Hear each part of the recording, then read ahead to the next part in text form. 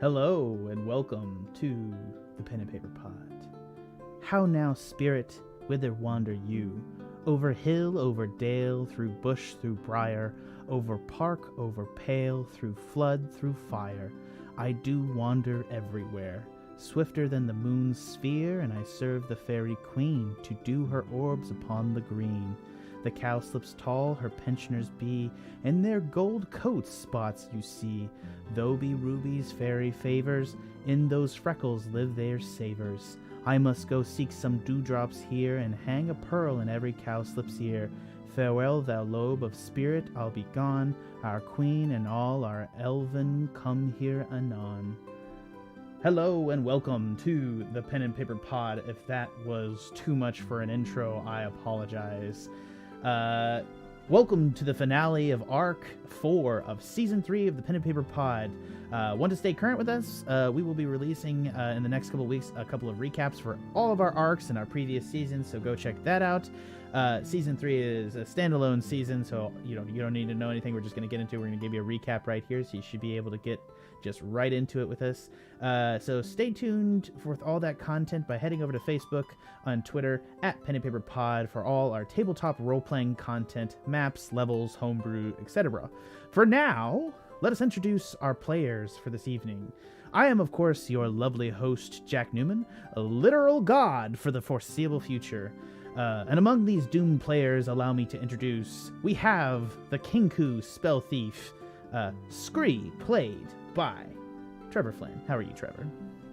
Hey, I'm pretty good. Yeah.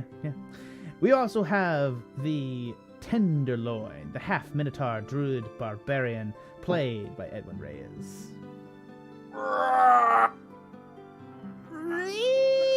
Let's get rid of this. There we go. Okay. We also have tonight Ashe Fallbright, the half-elf shadow sorcerer, played by Tanner. How are you, Tanner?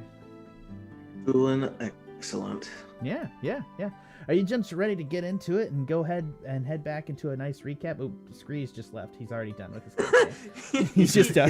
He's not ready. He was not ready. He was not ready for me to actually go off at 7:30 when I said I would go off, because usually this stream is always like 5 minutes late perpetually. So it is. I understand his shock that this actually went off at the time I said it would. So I understand it. Yeah. Anyways, gentlemen, are you ready? Yes, sir. Okay. Led astray by the deviants of dark, our villains have ventured forth from the Bangarang into the city and desert of Fargo Na in hopes of finding Oberon's Folly, the home of an ancient fey elven lord who created the time trowel, a time-altering garden implement designed to reunite him with his lost love, the Summer Queen Titania. In a cross-continental race against time, against a cuckolded elven lord Hemlock, the mad Dr. Garrick, our villains seek the time trowel to help restore the demon king Bargul. Having arrived at Oberon's Folly and locking themselves into a Groundhog Day-style time loop, or a hell loop, our murder hobos were forced to solve one ingenious, I said it, yeah, wink wink, nod nod, pat myself on the back, ingenious puzzle after another. To escape, they now must resolve a lover's spat between Titania and Lord Oberon before the clock can finally strike midnight, and our villains with Oberon's help can retrieve the time trowel and grasp the time-space continuum itself. Though little do they know, another villain awaits on the wing. We know that now. Yeah. I'm going to go ahead, and we're switching up this session. For good RP, I will be rewarding inspiration, but if I'm not mistaken, nobody has inspiration for the previous session. Yeah, I thought I did. I think I gave you inspiration at the previous session for doing good I believe RP. both Ashe and Scree gained inspiration. It wasn't for good RP. It was because I told you. Well, arguably, it's because I caught myself in a rule. Yeah, I will give anybody inspiration if you catch yourself doing something wrong and tell me about it. How about that? What if I could intentionally also do something wrong and then tell you about it? Do I still get it then? No, you don't get it then, because that's not how it works. I can also tell you which. I fly. I could also tell you which fairy you quoted in the opening, if that'll cement my inspiration. Which fair? So I quoted two fairies in the opening. Oh, there were 2 different ones? Yeah, Damn, there never are. mind. So yeah, I mean, I know you know one is Puck, but what's the other one? Peace Blossom. Ah, that's the good one. Nice. Okay, you do. Yeah, the first line is Puck, and then the second, then the rest of the stanzas are Peace Blossom. Because I read the How Now Spirit Whither Wander You, because I just love that line. Right. Yeah. Right. That's right. Mhm. How now, brown cow? Yeah, we're gonna get Shakespearean today on the Pen and Paper Pod. Stay tuned for that. Also, head on over to Facebook, find a place to chat with us. We love it. Stay tuned for more of that crap. Thank you for the like from Crit Queen. Very nice. Yeah, and I don't see these new inspiration rules biting you in the butt at all. Yep, thanks, Megan. You are probably going to definitely be correct about that. I love how Megan is like always right. I need to just give the campaign over to Megan so she can just fix my problems. Anyways, Megan as a DM sounds really dope. Actually, it does sound awesome. She'll just do nothing but punish us, which is fine. What? Sounds pretty sadistic. She's really Masochistic nice. like that. I was about to say, do you Yeah, think but of the 3 of us, who do you the 4 of us? I talk of you guys in threes. I'm not part of the group because I'm secretly the DM and I have to be impartial, which I'm the least. That's not partial. a secret, buddy. I'm the least partial member of this group, and I feel like I'd be the harshest DM. What do you guys think? Will you guys think you'd be less harsh than me? I think Tanner would be less scared to be more ruthless because I'm mad with power. I feel like Tanner would be mad. That's very fair. I really just opened it up for you all to secretly compliment me by insulting each other. That was the plan. You're all screwed. Thanks, Megan. All right, gentlemen, let's go ahead and get into this funny business. I'm going to go ahead and start that. Tick-tock goes the clock. You all stand in a massive clock structure. Atop a multi-story tree in the center of a room is a tree growing from the center of the clock. A trowel stands stabbed in the center of the tree, surrounded by a field that is most certainly certain death. Okay, let me read this better. The time trowel locked in its roots, a field of deadly time-altering space around it. Spaced around it at intervals at, it's... Oh my god, 3, 6, and 9.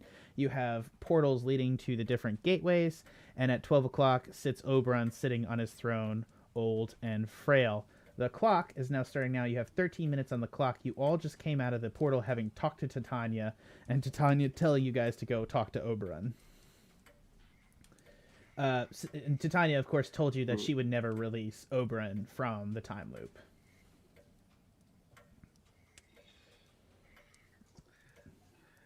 But Oberon wants to apologize to Tanya, right? He wants to do something to gain her trust again. Is that correct? Is he semi-conscious right now? I believe we unfroze him. We did You that. You unfroze him and unbound him by vines, but he is just frail. It appears.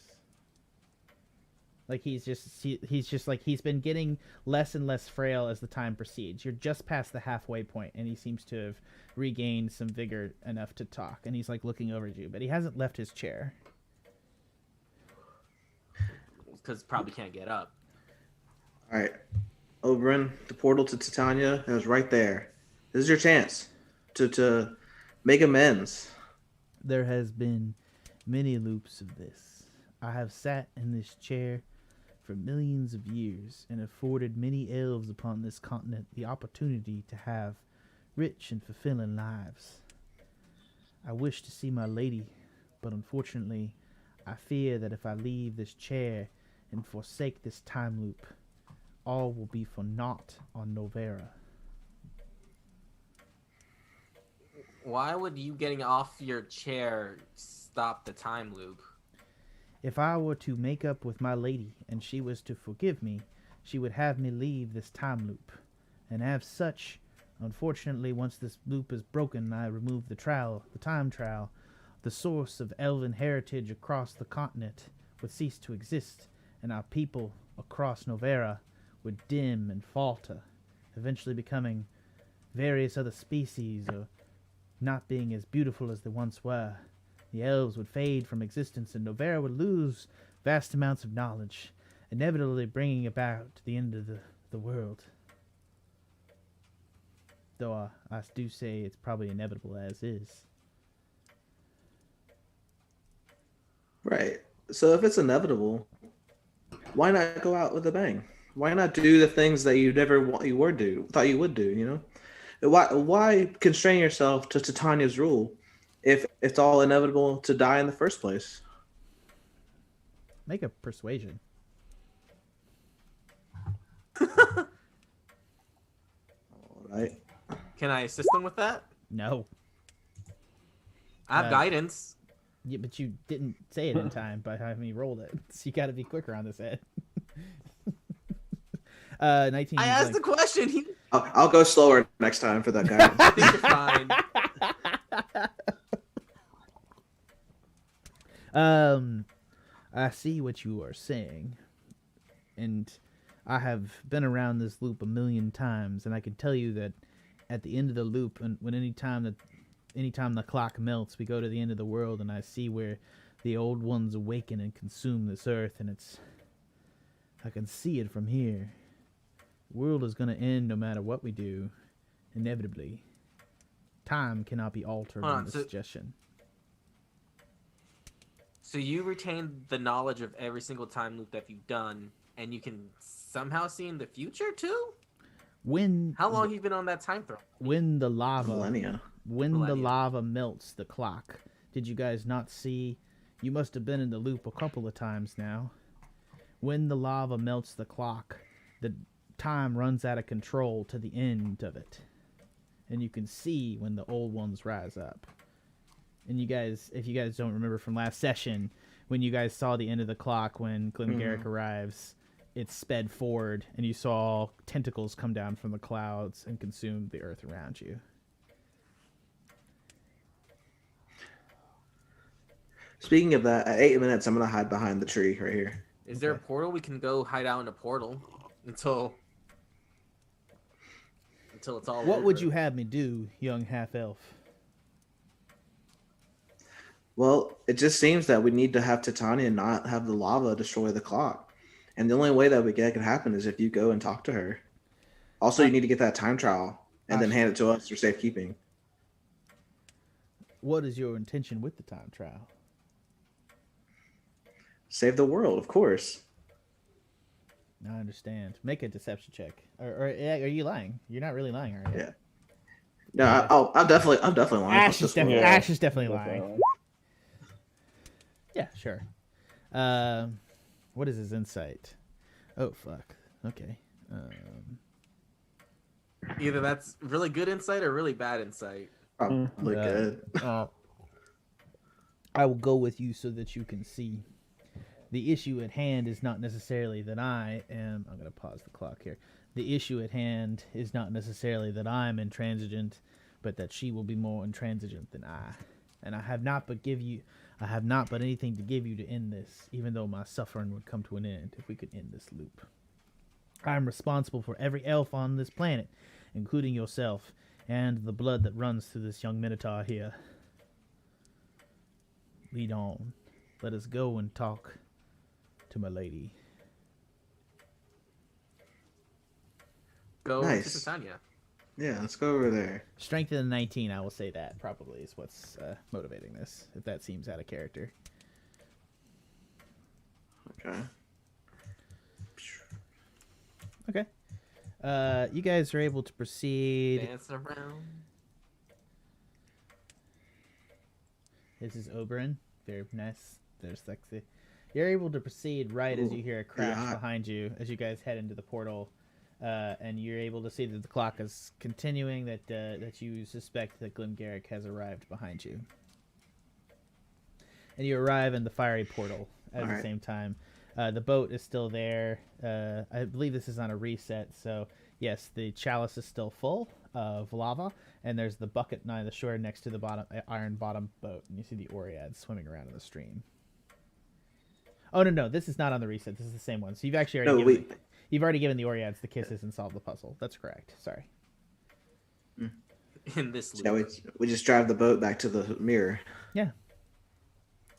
And as you approach the loop, you see Titania through the glass, already there, putting her hands up against the glass, and she just kind of puts her head to the glass and she sighs into it, creating like a little fog on the glass on her side. Does she draw a heart in the fog? And then No. put like a big break down the middle? She's kind of like rubbing her face sexily against the glass. It's a little bit weird. Not sexily. No one rubs your face against glass like sexily. You can rub things against glass, but their face isn't one of them. It depends. It depends, sir. I think it depends on your geometry of your face. I don't know. It's like that's mushiness. Yeah, I don't know. Yeah, we have a time limit. Do we really though? We're close for this one. Yeah. Titania, we have brought your ward. He is my herald. As spring always comes before summer, he bears my mantle, and I shall keep him here henceforth forever. Hello, my love. How are you? These adventurers, my love, have asked me to escape from this place and relinquish to them the time trial in their pursuit to save the world. I cannot do that, my love. If I were to relinquish the lava flow from this point, the clock would not melt and it would release midnight. And upon releasing you from your loop, the millions of years that you have existed inside this loop, preserving the lives of the elves on Novera, would catch up with you, and you would cease to exist. And I cannot live in a world where you do not live, my friend and my lover.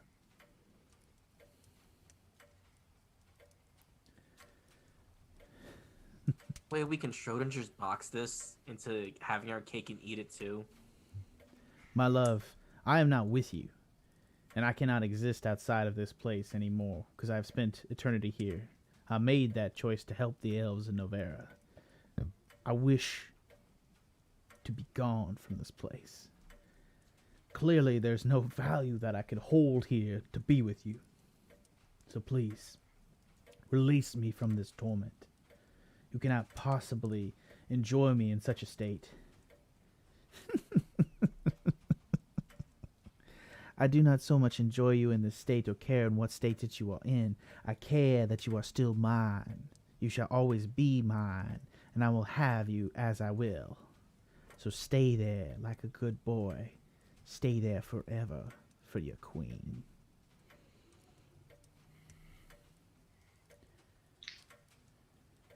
I'm gonna go up and say, clap. Yes, this love truly is beautiful. But one might say it might be missing something involving, having things last forever takes away from their potency. What is life without death? What is death without life? And to have it continually go on, unchanging, unwilling to move or adapt or evolve, is that even love anymore?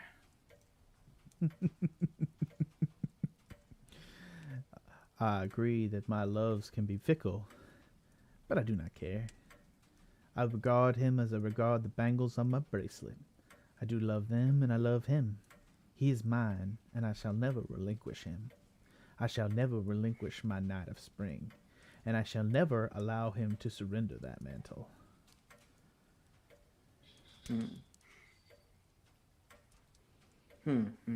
Yes. I'm gonna lean over to Scree and Tindy. What the fuck do we do? I have no idea what to do with this bitch. I think them's fighting words. Yeah. This is a lot that marriage counseling might resolve, but I don't have a degree for that. Oberon's gonna step up and he's gonna say, "My lady, you will not relinquish me from this prison?" She nods her head, kind of acknowledgement. "Then allow me to make a suggestion to my friends here." He's gonna wave you over to the boat. Oberon's gonna wave you over to the boat. Okay. All right. All right.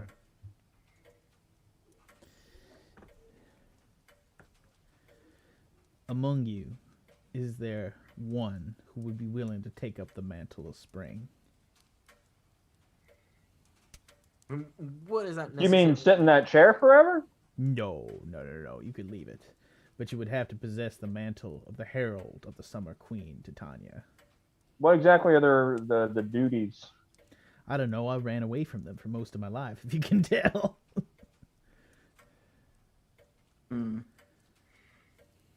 Very possessive. Yeah. Huh. Are there any benefits? What are the requirements? Like, pros and cons. Would she just accept anyone? No, but I have an option that might be able. There is a flower that I possess that's magic dew when cast upon the mirror, and her eyes might cause her induly to fall in love with the first person that she sees, at which point it may be hence possible to pass the mantle on to them. So you want us to roofie your ex to fall in love with one of us? I'm sorry, I'm just making sure I didn't suggest that you go forward with anything, just that you, and I doubt that it's actually love that she does his possess. She considers me an object, and she will consider you thusly as well. Right, she doesn't love, she covets. Yeah. She covets your existence and the holder of her mantle.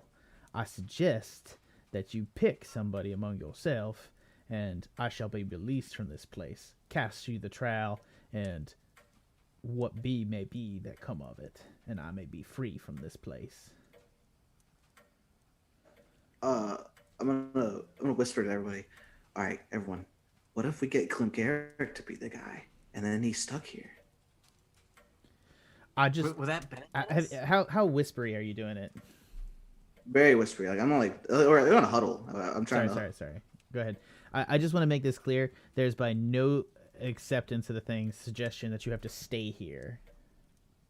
No, okay. Never mind, that's not been a suggestion. Sorry, I know that that's like how it feels like, but there's no suggestion that you had to do that. Sorry. Okay. You would just bear. Would bear the queen's spring mantle, and you would be running from her. Essentially, would be the thing. Like she would feel that she owned you. I was gonna say, I don't know how fucked up or how much of a waste it'd be, but I have a fun little notion of wishing the genie to look Tatiana in the eye, so she locks eyes with him, and then chases him forever. It's not a bad idea. I think that's a kind of idea that might use up your wish, Tenderloin, if you're comfortable with that. You know, I mean, I don't. Genie wishes are very scary, and also like I'm tired of these loops. I want as much as I want adventure, guys. This is very tiring. A lot has happened. I could definitely use some R&R after this. Is it weird that you want to finish an adventure? Well, I was going to suggest the best looking of us, try to fill the role just in terms of what would be the most successful. And I just said I want to run. I don't have time to run. Please, Tendy, I'm not talking about you. Actually, I was talking about him. I mean, what? No offense, but he's younger than us. He's younger than us, dude. You're not even alive anymore. Have you seen whatever me? you are? Yeah, you're blue. You're like cyanotic, man. I don't think that's like some people like blue. All right. I don't think the Summer Queen is like that's her thing. That's all I'm saying. You know,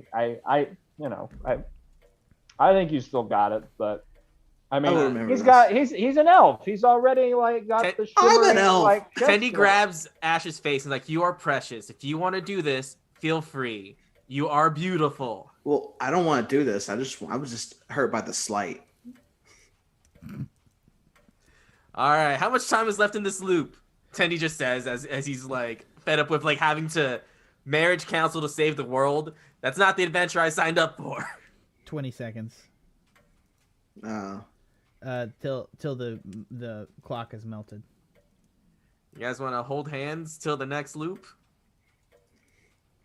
Hold on. Let me double check the clock. Hold on.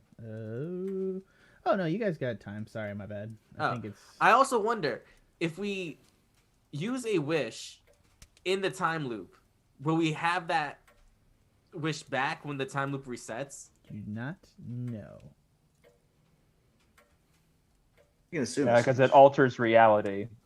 If it alters reality, can we somehow? I'm gonna like, don't try to think that one through. That'll be just up to DM discretion because that's just magic outside. Like that. I'll just tell you what that is essentially. Like that's no one knows. It'll just be how you rule it in your campaign. So. All right, yeah, you're at 5:37 counting down. You probably have about a minute and a half till you hit 4 minutes and the clock melts. All right, Tendi. Well, I think you should take the summer mantle or the spring mantle. Then she's gonna come after me for all eternity. Well, you'll become with us for at least a part of that eternity, and we can help you with that. For the part of it. Guys, adventuring's not what I think it is. Is there like any way, like I'm back to throwing my wish out there and just sticking the genie on her. They seem magical. They might actually he might be into it. He's been treated like an object for millennia as well. So, he's used to it. Right? Justify away, my friend. Sure. Sure. Have you come to a decision, my friends?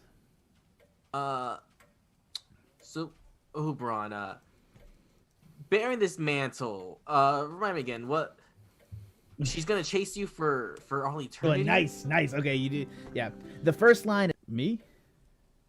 Whoever holds the mantle.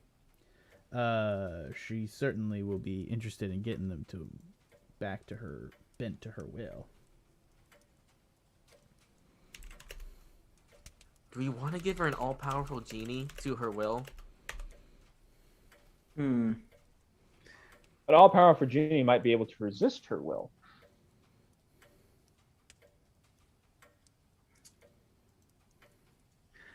I say either Tenderloin or me does it. Why not me?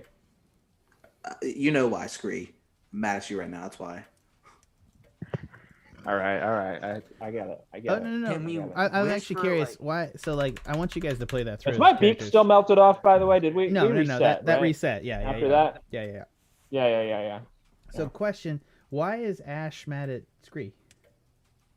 He called me not handsome. Yeah, he said I was more handsome. Oh, okay. So yeah, come on. We're that level of petty. Got literal bull. Yeah. Yeah, of course we are. Yeah. And I also assumed he was talking about me when he said the most handsome of us all. I mean, all look right. at this Victorian face. What are you guys gonna do? Tell me. We don't fucking know, obviously. Tenderloin, do it.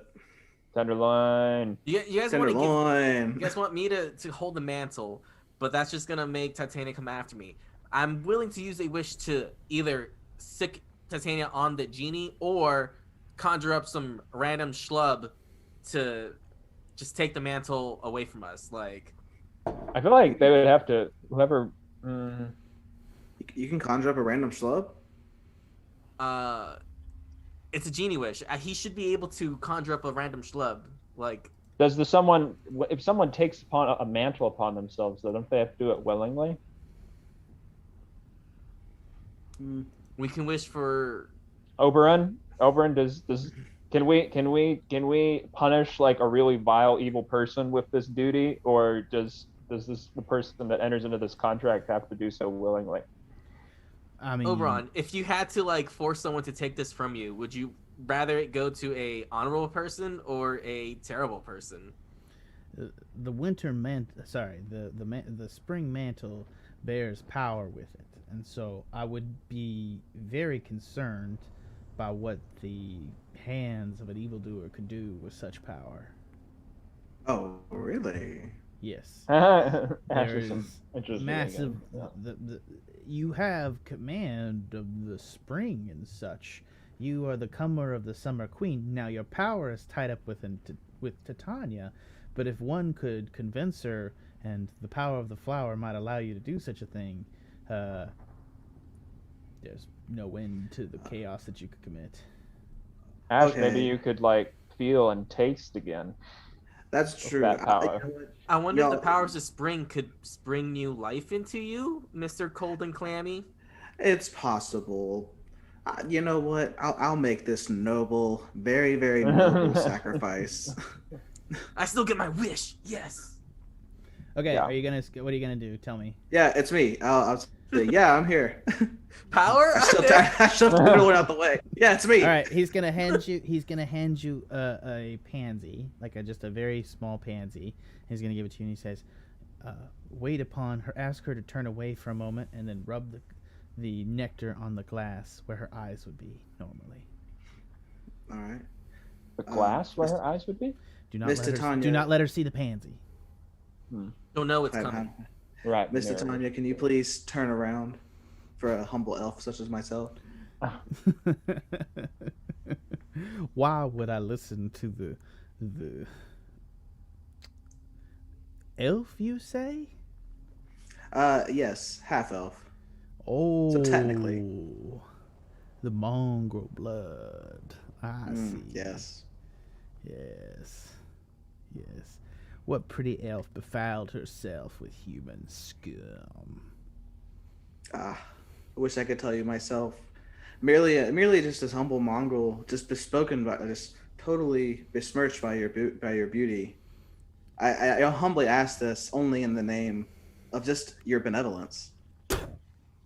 I spit on All right. you, and she turns her back on you. Oh, do it! Boom. Yeah, Pansy. hit the glass. Okay. Hit the. Smear it. She's not turned back around yet, though. Oh, okay. Okay, I'm no longer there. You just say that. Knock on the glass. Yeah, now an actual elf is there now. She turns around and you see that there's like the nectar on the glass that it's almost looks I like do a little pose. it looks like you like rubbed a little bit of wax on the glass surface and it kind of glows bright that. And she goes, "Whoo! Hello. How are Hi there. you? Oh, I'm doing well. How are you? Who be this handsome abomination?" Merely one that cannot fathom a life without looking at your beauty. They call me Ashe. A charmer you be. Roll persuasion with advantage. How much time do we have left? I paused the clock because this is fun. Ooh. What do you bear out to ask of the Queen of Summer, my friend? To mainly, I would wish nothing more than to be your herald, one that would bring forth spring so that they may bring forth summer. Please. Excuse me a moment. I should change into something a little bit more becoming. Ashe, quick question for you. Which parent was Elvin? The mom. Yeah, okay.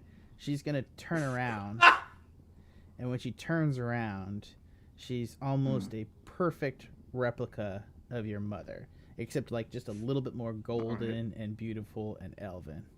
Oh, is this more to your liking? No. Are you sure, honey? I actually preferred your original form, the one that I saw. Sure. Nothing's more beautiful honey. than natural. There was nothing natural. I am a cool breeze on a summer day. I am the warmth in the sky and in the earth and the cool rivers that flow and the little tedious type. I don't know why that cracked me up. I was trying to be discreet about it. It's fine. I want to like just lean over to like Scree and go like, "This is weirder than I thought it would be." It's okay. It was always going to be one of your moms. Anyways, no, I'm just kidding. No, it couldn't be Tindy's mom. Always somebody's mom. Always. Tindy's mom Always. is alive.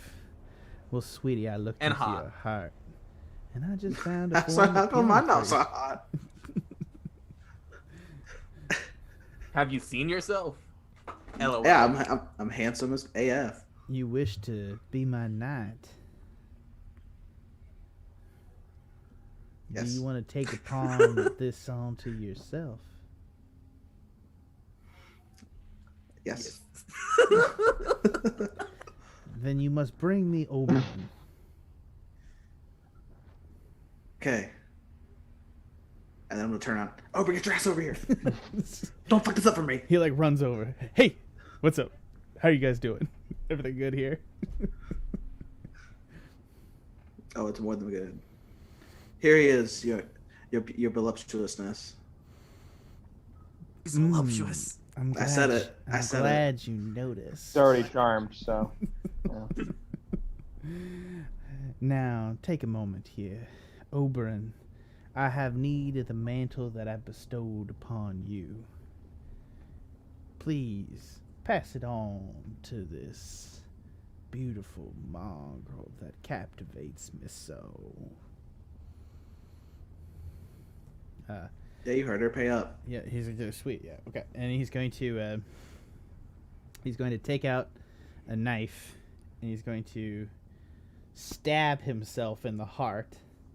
Just not deeply, but he's going to start to move around, and he's going to pull out from his chest a seed no bigger than a nut, and he's going to be like open wide. And what do you do? Well, I'm kind of worried about taking his nut, but I'm gonna open my. Okay. Nice. Yeah.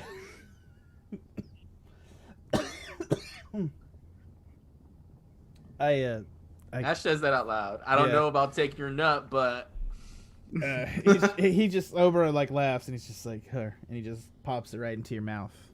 You swallow it. All right. Oh yeah. Oberon seems to sag, and you feel. Ashe, it's a weird feeling because you are a shadow sorcerer, and as part of that, you've had one foot in death for so long, and you've just taken essentially into yourself the opposite life force.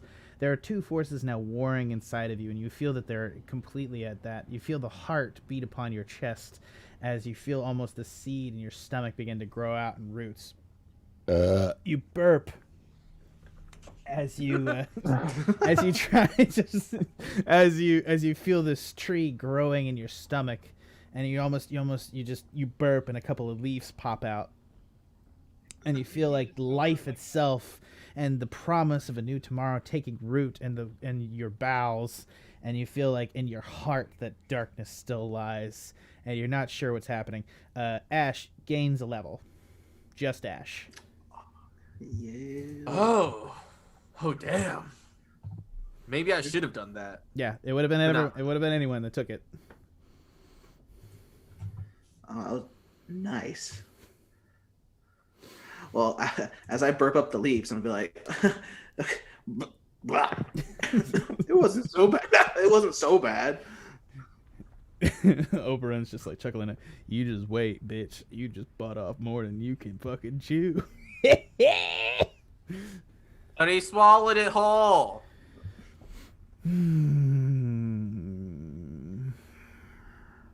Has humor in the outside world just gotten bad in the last, like, I don't know, million years? I don't know. I would have thought Elven society would have a elevated society in some... Whatever, I don't care.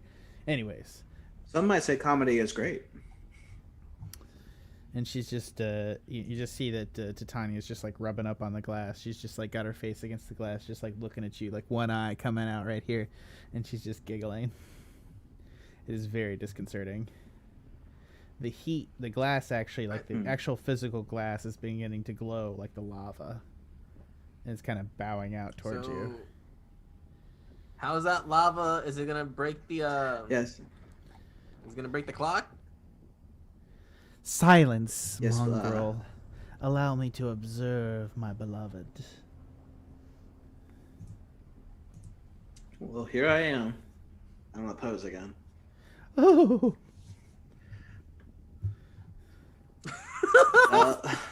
Lady Titania, I beg of thee, can you please stop the lava from melting the clock? For I have now taken the mantle. I wish to have my new toy near me. I shall finish the lava. Once you have escaped this time loop, please proceed henceforth to me as quickly as possible. Oh, of course. Yes. I cannot stand to be from your visage for too long. I knew you would enjoy this form. She like waves a hand over your mother's image. Still prefer the natural, but yeah. He doth protest too much.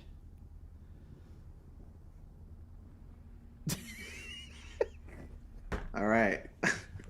Okay. The lava flow is no longer exceeding the portal.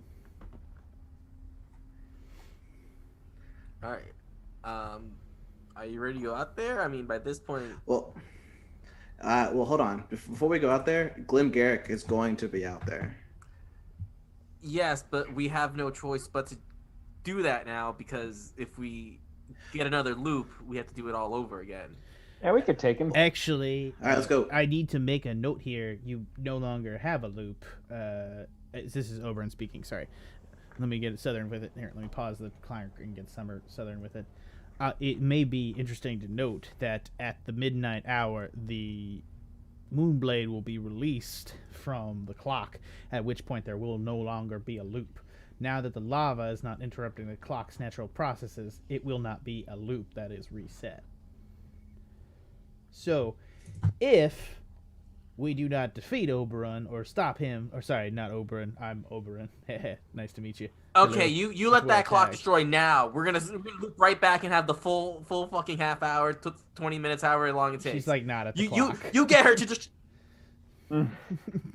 So you tell her to destroy that now. I must retrieve the blade to retrieve the trowel. So, let the clock run. Sorry. I must retrieve the blade. Let her destroy it now. If, unfortunately, you are defeated by whoever this man may be, he will be able to freely take the trowel. All right. Well, that may happen. Not very confident. Okay, so let's go. I say you get your new woman to destroy the clock this time. We loop back around and we do it in quicker, faster, and better, stronger. And we have more time. Okay. Ashe, you want to seduce Lady Titania all over again? Never mind. You liked it. That's right. We're good. I mean, as long as that didn't. All right, guys. We make the decision now. He's about to be here. Let's go. He's already out there. You guys know he's already out there. He comes at 7:30. Oh. Well, then I guess let's go seal our fate. Let's steal our fate. Let's do it. What are you doing? We can take him. We're going to go out there and face him and take the trial. Okay. Apparently that's the move. Yeah, is that the move? Can we agree on that? Should we start over? I don't know. You're the man now, Mr. Hot Stuff. I said my 2 shekels. Scree, what do you think? I think we can take him. Let's do it. If Scree believes in us, then I believe in us. God, guy swallows some random dude's nut, and now he thinks he's invincible, and is no longer scared of the guy who kept him paralyzed with fear this entire time. You look over, and his knees are like literally buckling. This adventure will be over one way or the other. That's what I think. Mm-hmm. What are you saying, Trevor? Sorry, I didn't mean to interrupt you. He's being brave for our sake. I was giving us an out. Well, we might have an out since I have leveled up. Yeah, one level. One level is all you needed to get over your fear. Maybe. Wait, doesn't Glim Garrick get killed by the dragon in past loops? No, he gets killed when the clock jumps That's forward just to the the future. lava. Yeah, the lava's been burning the clock. You guys have 23 seconds until the sword is released and he claims it. All right, let's go outside. All right, y'all head out into the portal and just hold on 1 second. Just 2 seconds. Let me just get something. Okay.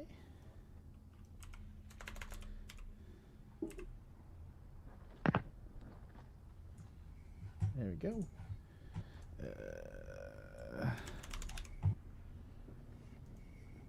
Okie dokie. All right, and as you exit the portal, you're able to see standing there above it is a massive, in the tree branches across from you, a massive clockwork dragon that stands among, he just is there perched among the branches. And I'm going to throw a couple of things into chat here in just a second. Sorry, I got a better image of him, I think. There we go. So you guys can see that. So it's just, he stands there in the things. He's just there among the branches. And you see on top of his head, spinning in a little ball on top of his head, there's like a lock. Like he's this like giant black armored dragon. And you see that there's like fine gold filigree underneath all of his armored plating. And in the head, at the top of the head, spinning in a key lock, is a golden key that's just spinning in there. That seems to be, he's just like almost like a wind-up toy. He is there. He's just like there among the branches. And across from you, you see in a massive kind of like, it's not as massive. The dragon is obviously a huge construct. A construct sits directly in front of the lava portal, and it is the form inside it. You see the form of Glim Garrick manipulating levers and such with his four arms and his two primary arms. And you see it is a giant ball with many blades coming out of it that is just at all angles, and it is just sitting there directly in front of the portal as you emerge. Well, what do we have here? Ashe, I was so disappointed to see that you didn't return my messages. Oh, you look so strong. So strong. It's hard to return a message that blows up. I wish I could return the favor, though. I sent you the one first. I was surprised that you did not respond. Do you not even appreciate all the things to which I have gifted you? Gifted is a strong word. Probably an inaccurate word as well. I have gifted you the ability to not care about those around you. I have gifted you drive. I have gifted you a view of the world which allows you to grab what you want. I have cut away all that needed be distract you. I have cut away your parents. I have cut away your soul, your person, and I have left something beautiful, something in my own image. You care about nothing, Ashe, but you should know it makes you strong like me. And the clock ends on the timer, and you see across the room by Oberon's chair, the blade pops open. The clamps on the sword pop open. At that point, I'm going to subtle spell, cast minor illusion, and hold the blade in my hand. And say, you're right, I don't care about much, but I do know how to get what I want. And set up traps for those that don't. Well, what do you want? You will not leave here with the time trial. I will not allow you to undo the work that I've done in their history. You shall stay here, and we shall negotiate. Do you not understand that there is no true person in this world that is more directly responsible for your creation than me? I am your father. Faja. Dada. How do you say German father? What do you guys think? Faja. Faja. Okay, we're good. I don't know. Well, I never really knew my dad, but I know that I know that you killed him, and I know that the time trial is already in my hand. Your Faja was weak. I made your mother kill your Faja. They were starving, and I put them in the cell together. She knocked him cold. I imagined that everything good about you came from her initially. She killed him and then ate his body to stay alive. She's very tough. I'm gonna subtly like whisper to Scree, mage hand the trowel, and I'll keep him distracted. And I'm gonna keep talking. Yeah, I can imagine that you definitely killed my father and mother. I mean, that's definitely what you do, considering you are someone that just continually does nothing but take and take and take. So much so. Yeah, I'll keep going. As he casts the mage hand into the thing, it's the same effect as before. You lose a spell slot Scree as the magic. The field is still, the field is still. Oh yeah, yeah. I took a spell slot for mage hand before. Where are you mage handing, Scree? I couldn't remember if it was the same thing before. So there's the trowel or the sword. I'm gonna take Ashe's suggestion and try to grab the trowel. Okay, as soon as it goes through the field, the magic dissipates. Because it's just over time, because you guys tried this trick before. I thought the field was not there. Yeah, the field is still there. Well, Garrick. You know, boy, you are like me. You take and you've taken from this world. The old lady you killed, the men and the abominable. You've murdered and you've taken, you've gone forward. You're just like me. There's no difference. There's no difference. We're the same people. And just like you would take, I took from you, and you would take, if it served your purposes, you would take from that young boy there. You would take everything. You would take his parents. You would take it. If it served your purposes, there is no difference between me and you. So how do you sit there and even propose to stand on a moral high ground? Be true to yourself. If you want to kill me, then come kill me. But I'll make it difficult for you. Don't act because it's better. Accept that you are my greatest son in creation. I guess you're right in certain aspects. But there is one key difference. And the key difference that I see always is that I usually win. And then I'm going to cast Haste Twinned on Scree and Tendy. All right. So I think that is probably going to it's not subtle spelled, correct? No. Gotcha. It's twinned. You can't put more than one. All right. Yeah. I believe that is going to begin combat, and I think we're going to have our first break of the night there. And when we come back, we're going to begin first. Combat. You mean we get more than one? Possibly. I'm maybe. In a generous Who knows? mood. It's 8:24. We're going to take a 15-minute break here. So we're going to come back at 50. So I'm going to say we're done at 8:25, 5:30. So we're going to come back at 8:40. All right. Thanks everybody for listening. Head on over to the Pen and Paper Pod on it's at Pen and Paper Pod on Facebook and Twitter. Give us a like and subscribe. Check it out there, and then head on over. You can check out all our content there. We have maps, etc., all sorts of good D&D materials. Stay tuned for more content. We will be back just in a second for a massive battle. We're gonna see if Ashe can get over his things, or if he's going to accept his destiny, becoming Glenn Garrick's baby. I guess that's a weird way to put that. Offspring. Prodigy. Prodigy is probably better than Offspring. He didn't actually come from that. Sort of. He made you. Ooh. This is getting dark. Let's do it.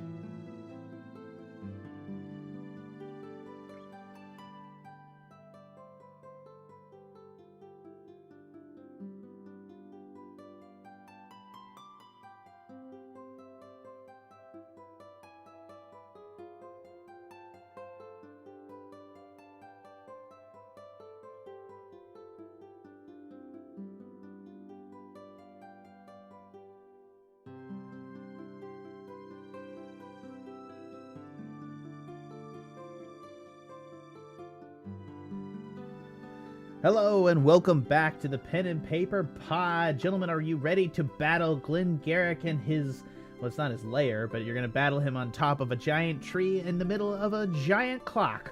That's kind of thematic. A little bit. Yeah, let's call it that. The clockwork man on top of a giant clock with a clockwork dragon. Yeah. Kind of like, I heard you like clocks, so I got you a clock and your clock on top of the clock kind of thing. That's fair. Oh, by the way, did we decide I burned a spell slot or not on that mage hand? I'll let you go on that one. You can have the slot. Okay. This is going to be a tough enough fight without it. So, All right, roll initiative, guys. we need some good initiatives right here. Yeah, let's get some good stuff going here because y'all need it. Do you Not guys great, have not inspiration terrible. to spend? No. Not on initiative, bro. But yes, I do. Oh, hold on. Crap. I hear ominous clock music. That It's circus more like music. ominous carnival music. It's a Yeah. clock. Is that clock? That's a clock. It's like dun, There's dun, like a- dun, the dun, Yeah, clock- but like dun. I feel like I'm in a haunted carnival. Oh my god. You guys are such critics. Anyways, Different strokes, different folks. I don't know why that's funny to me. That's Sorry, just guys. a clock. It's a stroke of the clock. Come on, I don't know. All right, That might go it, to I masturbation. it. That's so much worse. But that's Why? just me. Okay, hide character. Sorry, I always have to hide Chuck Angus because I forget to remove him from stuff. Run encounter. Okay, auto roll initiative. All right, so for Ashe, you have Scree has 11. Wow. 12 for Tenderloin and 9 for Ashe Fallbright. And I'm just gonna go ahead and. Were you just like amazed at how bad our rolls were? Yeah, it was. Was that what that was? Yeah, that was exactly what that was. That bodes well. Yeah, it does. Anyways, so let's go ahead, start. And top of the order is going to be Glenn Garrick. He's going to use his 6 seconds to say, well, I guess that I don't know what to do with you, Ashe. But let's see if you can live through this. And he's going to use a the front. So you see he's almost in a giant hamster ball with like mini blades along the side. It's just a giant mechanical ball that he's rolling around in, and the front of it's going to open up and you're going to see like a little cannon poke forward and it's going to blast you guys. It's going to be in a 30-foot cone, which if I'm not mistaken, yeah, he can get all three of you guys. So he's going to shoot all three of you. And everybody needs to make me a dexterity 15 saving throw. Straight dex or saving throw. Saving throw, yep. Trevor save, Ashe saves, Tendy saves. Damn! Right, cutting right through it. So his gun explodes, blasting out a bunch of shrapnel and nails. It's just like it's almost like a howitzer shell that just fires out, exploding forward, and just exploding the ground around you.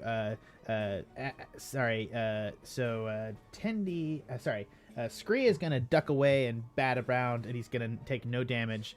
And Tendy and Ashe are gonna take half damage from his 23. So you'll all take 11. Both of you will take 11 points of damage. And then he is going to. Oh wait, what kind of damage? You're gonna take 11 points. You're not raging, so it's gonna. No, because if it's elemental, I can do absorb elements. It's piercing damage. It's shrapnel. Gotcha. Okay. Yeah, so no. I'm gonna roll my Constitution saves for the So you haste said spell. 11? Yep. Yeah, 11. All right. Gotcha. Okay. Shrapnel blast. That's for the haste spell. Okay. He is going to actually weirdly roll directly into the space directly in front of you and Tenderloin. So he just rolls right up against you. All right. And you Next actually, is as me. this approaches, you see that this thing has spinning blades and it's constantly shifting as he rolls directly in front of you. It is now Tenderloin's turn. You started your turn within 5 feet of the ball, and so you're going to automatically take Whirling Blades damage for 6 damage of slashing damage. I can't avoid that at all. No, you cannot. If you're within 5 feet of him at the start of your turn, you take damage. Okay. It's literally it's like a droid deca. It's like spinning around. There's all these blades and shit. If you're within, yeah. I will use rage as a bonus action, and then seeing as we have haste, I have 3 attacks this time around. So I'm going to start off with my first monarch attack. 30 to hit. Yeah, that'll definitely hit. All right, so that's 10 plus 2 because I'm enraged, and where's Divine Fury? Divine Fury 8, so that's 20 points of damage. So hold on, let me just double check a couple things here.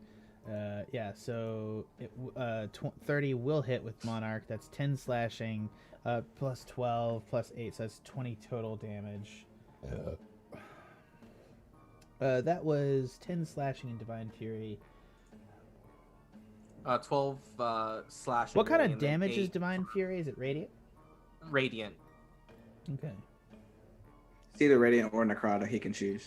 Gotcha. Well, I choose when I select it, and I selected radiant. I can't switch between the two. You can't. Yeah, during the thing.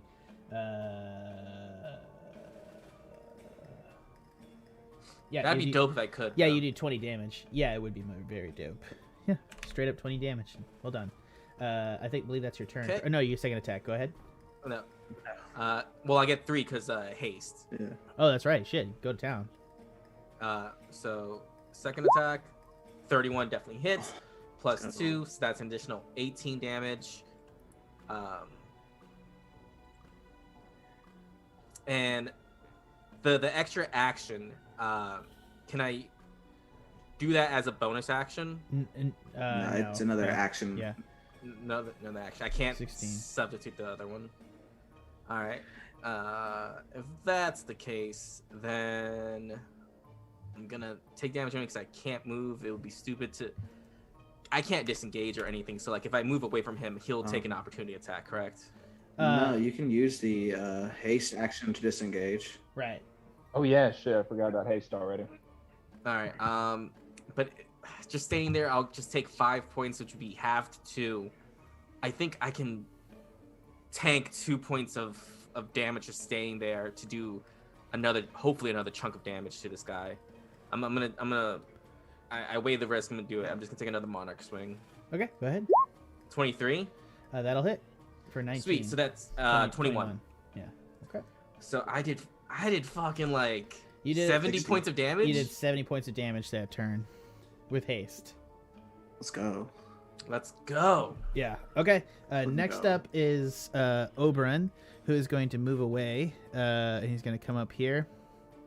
He's going to use his full movement, and he's going to use his interact with action to draw the sword out of it, and that's going to be his turn. Next up in the order is Scree.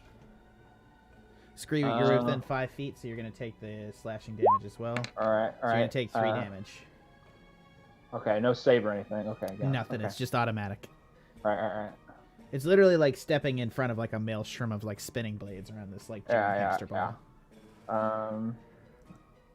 Okay, real quick, where's the time trial again for me, real quick? Is it at 6 o'clock? Time trial is in the center of everything, right here in the middle of the tree. Right here. Right. The blade was right here by his chair, which he's gone to interact with. And field is the timey-wimey distortion field is still up. So, it is all the way to the edge of the tree. So anything, it's oh shit. Right. Not about to jump into that tree again after what happened to me last time. Okay. Correct. I will disengage from Garrick, and so all the lava is just like warm coals now, right? It's not hot. Yeah. No, you can move anywhere around the space. There's no longer lava, sorry about that. I didn't make 2 maps because that's a lot of fucking work. Sorry, guys. But there, I know the magma never came out, but it's just like warm. It's not rough terrain or anything. Exactly. Like right. It's lightly. It's all. There's no terrain issues at all in this map. Okay. So I'll disengage from him, and I see if I can't perch up in that tree, go 5 feet here, 10 feet here, 15. It's not difficult terrain. It's not difficult terrain. You got your full movement. Right. Oh yeah. I'm just counting like every 5 feet. Oh, sorry, my bad. I don't know why I thought you Right. were doing that. My bad. Yeah, no, you're correct. Sorry, my bad. 20, I think, by that count to the tree. And can I attempt to climb up the tree? Yeah, go ahead. The spring tree here, or the summer one, right? Make an athletics check. Athletics, or Yeah. Yeah. Yeah, straight up the there it is, tree. 20. You're good. Yeah, you're up in the tree. Okay, and let's see. I still think I have a good. Do I still have a good line of sight on Garrick from the tree? Yeah. It looks Over like the top. if I Over the climb top. up high enough, Once I you've can- climbed up where you are, you're able to see over the top of the portal at Garrick. And his ball, again, the ball itself is a large construct. So it's as big as a horse, so you can see him. You really can't see Ashe or Tendy. You can see Tendy, but you can't see Ashe. Right. Okay.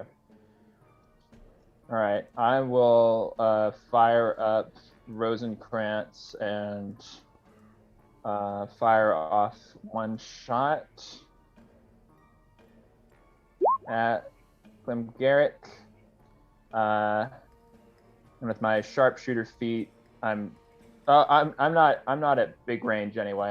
I'm still at small range, I think, if he's within 20 feet. Is that right? Yeah. He's within 30. Yeah, he's So it doesn't within matter. 30. So it's going to be 28. 28 will hit.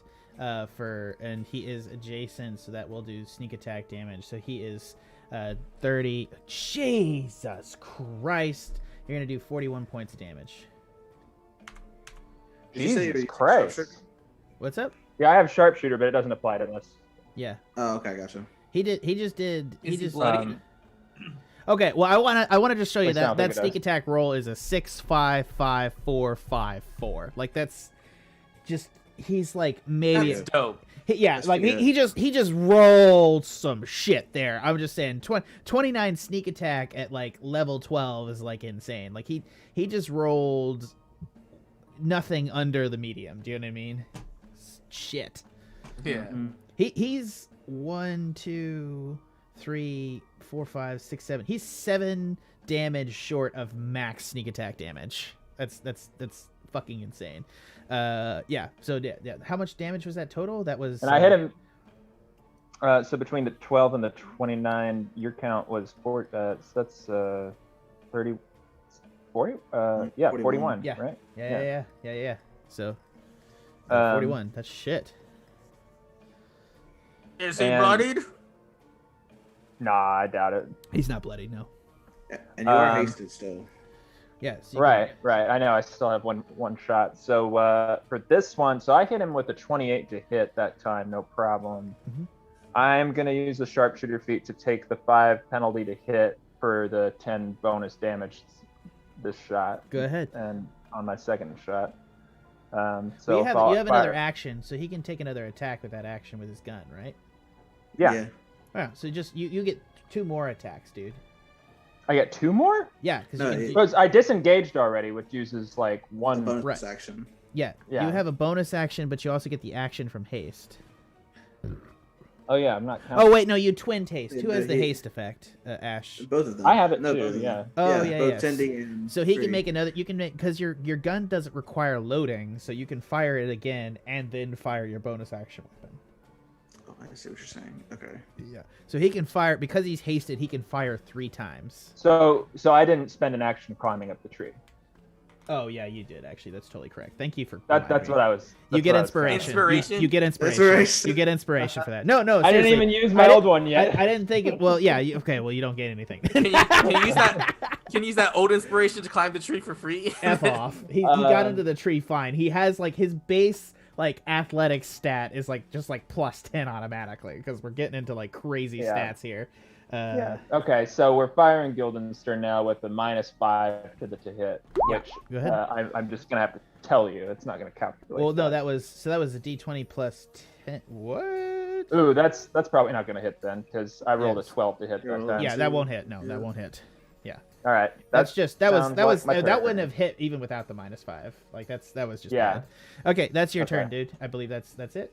Yes, All that'll right, be my turn. it's Ash. It's your turn, and you're going to take some spinning blades damage from him directly in front of you. All right. You will take 2 damage. You don't make a save. Okay, those are my. Oh, those. No, Oh, that's my haste. thank you very much. I appreciate it. You said it was 2 damage, 3 damage. 2 damage, yeah. From the Does he whirling get blade. inspiration for that? Why would he get inspiration for that? Because he corrected All you, right. and you You said know, thanks. you are just such a fucking DM cop. You know that? You Like- told us to do it this session. Yeah. Yeah, but it's like I really am talking to Ashe and Scree when I talk to people about things. Tendy. No, it's not. Yeah, not you, man. It does not apply to you, man. You should stop patrolling me as much. I don't care. You've annoyed me enough that I'm like you don't win points. Oh, I'm I moving. love you. Go ahead. Sorry. You're good. I'm gonna move out of his range. Go ahead. And Sorry. try to escape. So he gets an op attack if he takes it. Yeah, he will get an op attack with a whirling blade, if I'm not mistaken. Yep. Yeah, he'll do 18 to hit for 16 slashing. I'm going to shield that. Gotcha. Oh wait, no, I'm not going to shield that. Fuck that. Yeah. And it's 18 damage, you say? 16 damage. All right, so I'm looking for an 8. Oh shit! It rolled for me on the thing. It's okay. Yeah. So I'll keep haste, and then Yeah. I'll use my Okay. action to twin disintegrate, hitting Garrick and a dragon. Okay. Not his head though. Well, actually, yeah, not his head. Not his head. The Not dragon. his So it's both. What so- are you aiming at? Sorry. I guess his wings, like Oh, wing yeah. connecting point where Yeah, his yeah, like yeah. shoulder is. You're not trying to hit the key. You in want to his head? mount it? Okay. Do we need that for something? Well, that is the sin key. No, yeah, hit him in the head. I'll try to hit him in the head. Ash takes advantage. I get You mean inspiration for You that. get inspiration, yeah. for Yeah. remembering. Yeah, for remembering what a Alright. sin key is. I'm really fucking proud of you. Okay. Fuck me. So They 8 make DC. a DC. They both need to make DC 18 saves. Jesus Christ. Yes, and since I twinned it, I'm going to use the Shadowfell Shard to give Garrick disadvantage on Dex saves. Oh! Wait, what? Okay, so he critted, and then he got a 14. So. Let's go! Let's go! Okay, yeah. So he's gonna take an absolute load of damage. I'm picturing like Harry Potter, fucking Avada Kedavra levels of disintegrate right now. Yeah, like Ashe just goes fucking ape shit on everybody, and it's just okay. And so now it's the dragon's gonna make a dex save. Hold on. Does this actually make it? I really wish I swallowed that nut. Yeah, the nut's good, man. Oh, here you go. Stab and heart. Tasty nut. The dragon will also fail, and I guess both of them are gonna Or- take 63 damage. Yeah. God damn, man. Okay, I think that's your turn. The gear keeper. Sorry. I have a bonus action. Yeah. I just want to make this clear. I'm sorry, I have a bonus action. Garrick's construct is now bloodied. Let's go. I mean, Damn. it's Can a actually construct be bloodied? it's actually more than bloodied, to be honest. Go ahead. Or It's- oily it's or whatever. fucking Yeah. Well, Oily. I just want to put this out there, guys. You just did Oily. Tendy alone did 70 damage. Ashe just did 63. I mean, Ashe actually just did 126 damage in one turn, which holy fuck.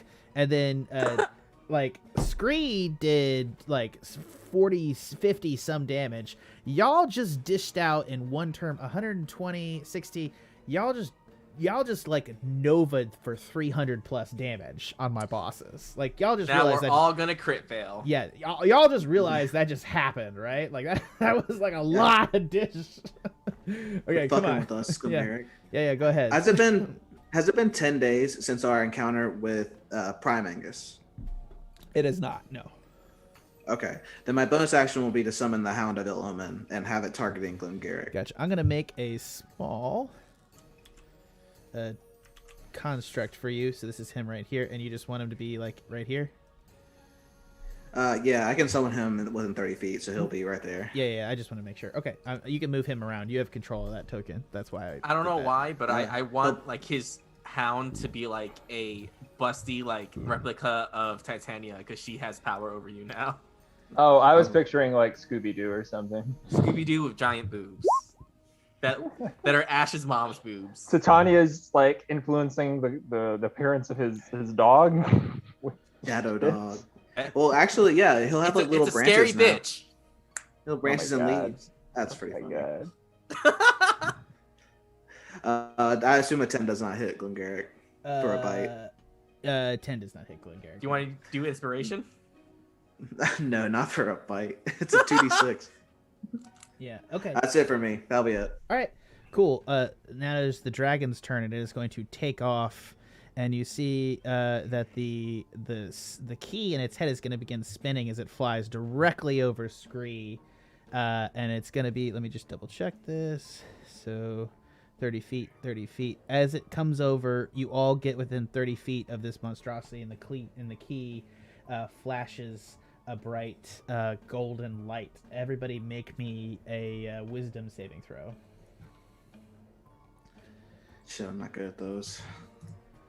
Inspiration.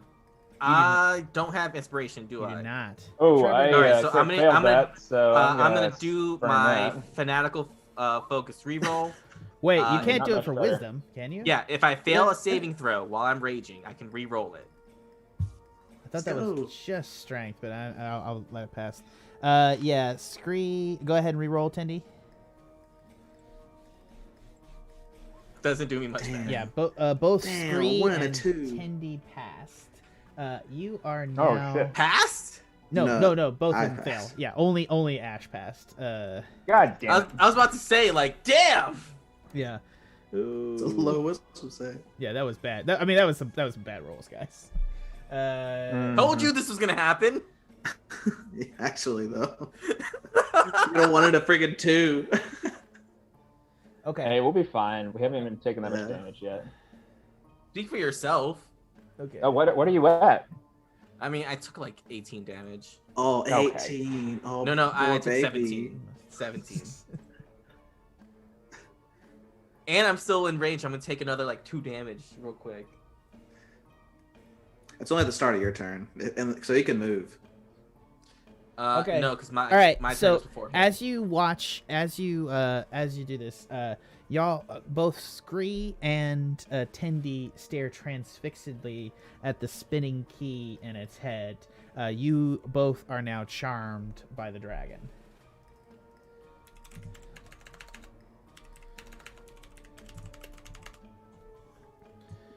Yeah. So the dragon's gonna actually do some other things too. Dragon is going to attack. Dragon's gonna go ape shit on Scree up here in the tree. So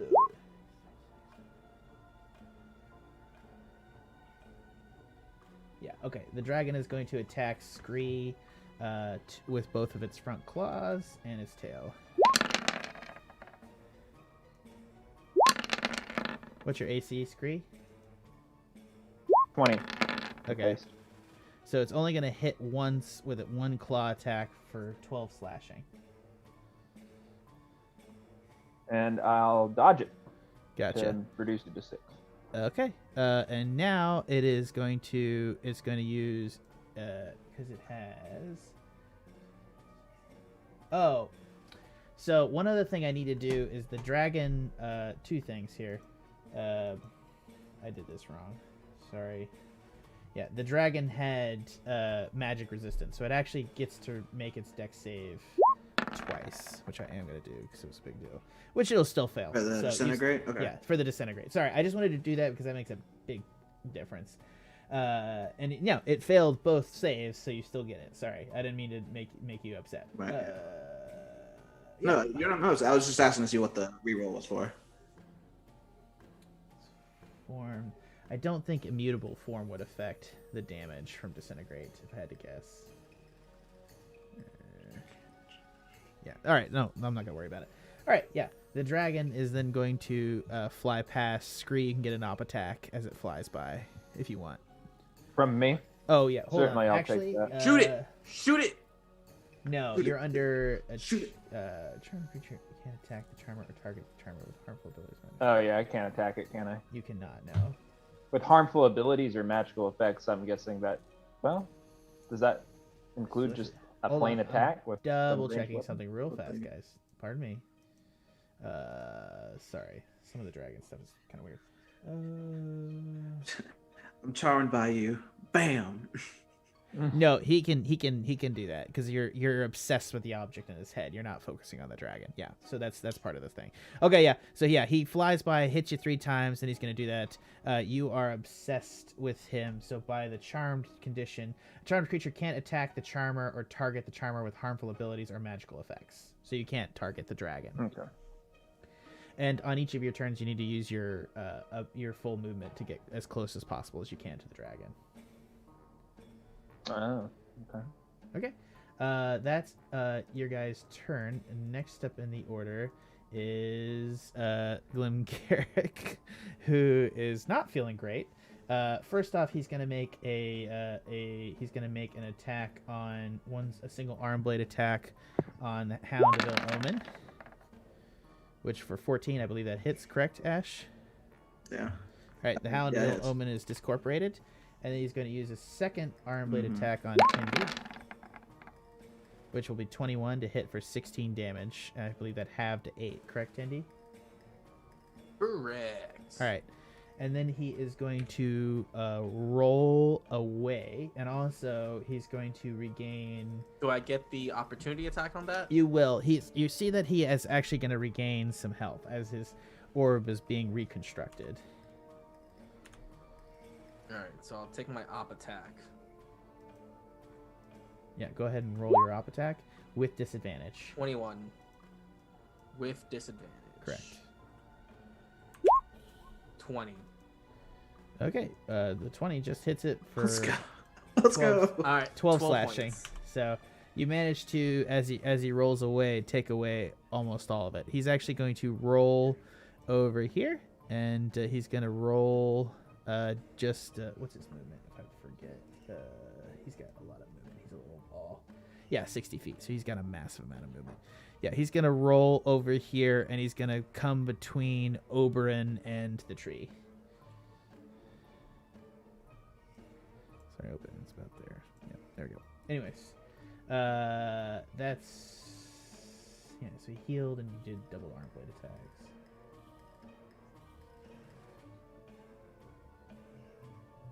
Yeah, okay. And I need to roll a d6. 6, y'all are fucked. Okay. Yeah, it's Tendy, it's your turn. You must use your action to move you must use your movement to move as close as possible to the object of your desire, which is the thing in his head. Dragon? Yeah, you gotta move as close as possible to the dragon with your object, which I believe you have 60 feet of movement, so you can get right under the dragon, which is using its wings to fly. How high above the ground is it? 5 feet. It's just skimming over the ground. All right. Can I still be close to it, but like get next to him? Because even though I'm fascinated by him, I can still attack. Correct? No. Once you get within 5 feet of the dragon, you cannot move away from it. But you can attack them, Garrick, right? If he is right there. No, but you can't circle around. The dragon is in between you and Garrick. Why not? Because he's obsessed with the object of his. He's still the same distance away from it. Well, he's I'm still still the same distance distance. away. I'm just circling around, so I'm not like. Yeah, this is are we too obsessed with the object to target Glimgarrick, or is the dragon like a physical obstruction and it's just not possible to get around? Because I can totally be like, I don't Or is want it to both? get far away from you, but I can scoot over here and keep doing what I want to do while still being close to you. Is there any way we can roll to like uncharm ourselves? You usually get that at the end of your turn. You get it at after the end of charm you get phase. it. You don't get it on attack. This is the difference of this particular spell. While it's powerful, you don't get it when it attacks you, but you do get it at the end of its turn. Yeah. So. Okay. While charmed in this way, a creature can do nothing but use its movement to approach you in a safe manner. While an affected creature is within 5 feet of you, it cannot move, but simply stares greedily at the gem you present. So yeah, okay. So no, I think I can't. I don't think you can do anything but move close and make the save. You're losing a turn. Sorry, this is a very powerful ability, guys. I hate to say this.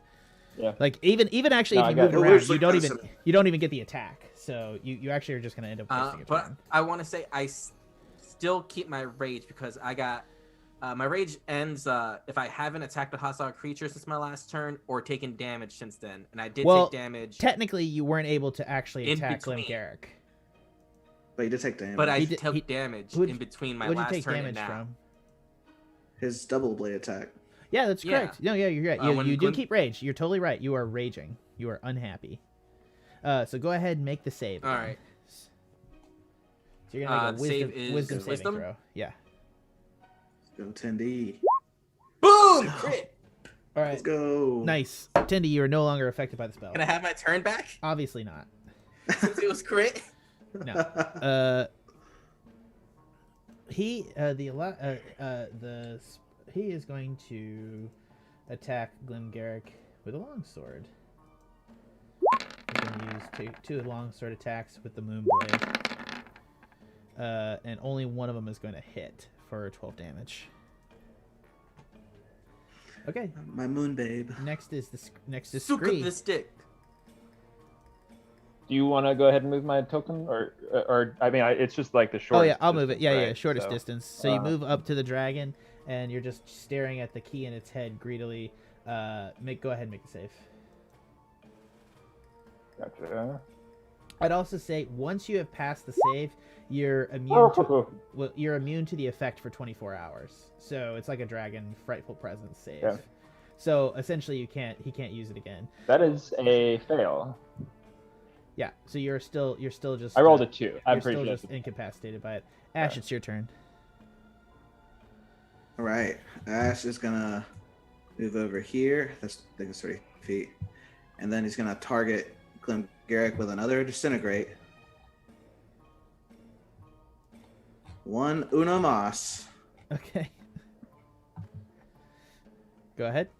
I actually can't do that. So I'm gonna hit him with a 4th level catapult. I'm gonna take out a metal ball and hit him with that. Pew pew. I already used my spells. Is that what save does he need to make? Dexterity save. It makes a Dex save. Gotcha. He fails. That does 28 damage. How do you want to do this? Right. Oh, he's dead? Well, hold up. Wait, he's dead? Well, the construct. Wait, hold on. Yeah, what I was gonna say was like when the metal ball hit him, and hopefully he looks at me, I'm gonna say, "Hey, I didn't hear no bell, Glim Garrick. Where are you going?" Yeah. So this ball. I told you I always win. He lifts up a ball and it shoots across the ring, impacting the side of the construct, and it pops apart. And you see Glim Garrick come out with his 4 tentacle arms, just like, I did veil and vain in training you. Sorry, I don't know why I want to make a V instead of a T sound. That's weird. Yeah. So he's like, what do you want from me? Sorry, he's just a vampire. It's weird. What else do you want to do, Ashe? I want to say what I want from you is to suffer. Oof. And then I'm going to. That's it. Actually, I'm gonna use a spell slot of 3rd level to regain 3 sorcery points. That's what I'm gonna do. Sweet. Okay, cool. Yeah. Next up, so Glim Garrick, I just want to extend, is actually going to just shrink down to that size because he's just on the map now in the wreckage of his old thing. It is now the dragon's turn. Gotcha.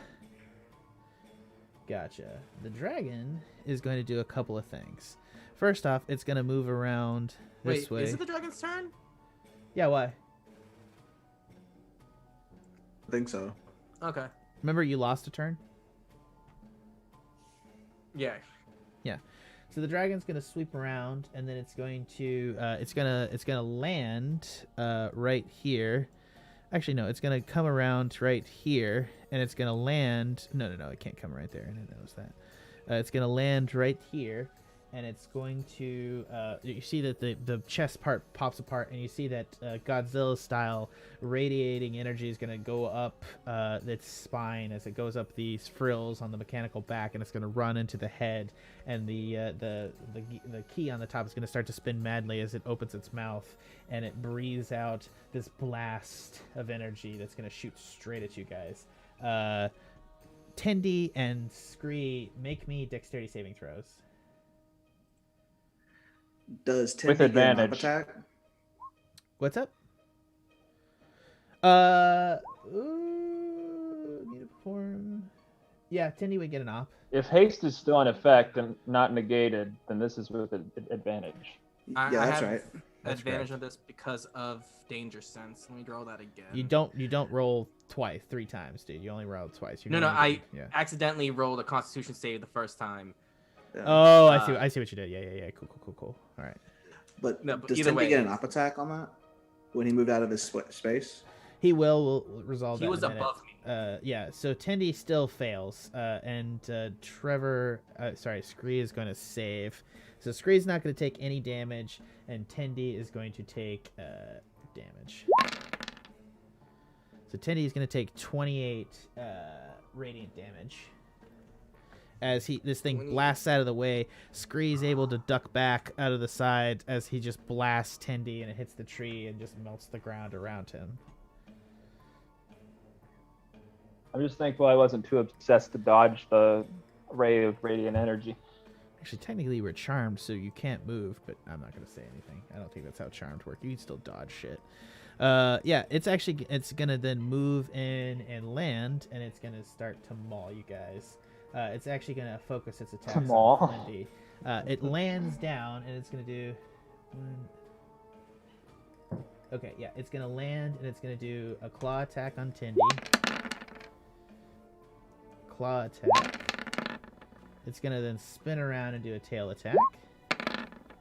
Then it's going to flap with its wings. What's your AC, Tendi? 13. Okay, so all of those hits. So that's it's going to be 30. You added the +2 for haste to that, right? Oh, that's right. So 13, 15. They all still hit. Sorry, Tendi. All right, so it's just insult to injury. Sorry, Teddy. Yeah, so that's 25. So that's 36, 7. So that's 37. It's 47 plus 8. That's gonna be 8, 7, 6. That's gonna be 56 points of damage as this dragon lands, claws you twice, whips his tail around, and then blasts you with a wing blast.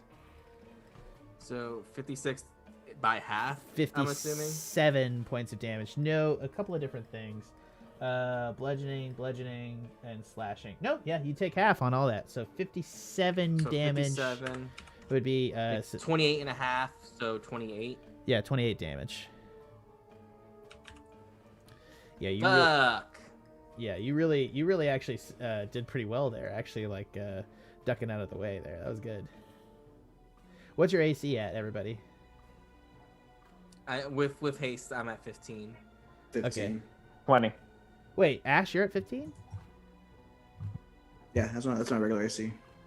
No, I meant He your doesn't have haste. health. He hasted us, right? Health, guys. Or health. Oh, health. Yeah. I'm at 18. 74.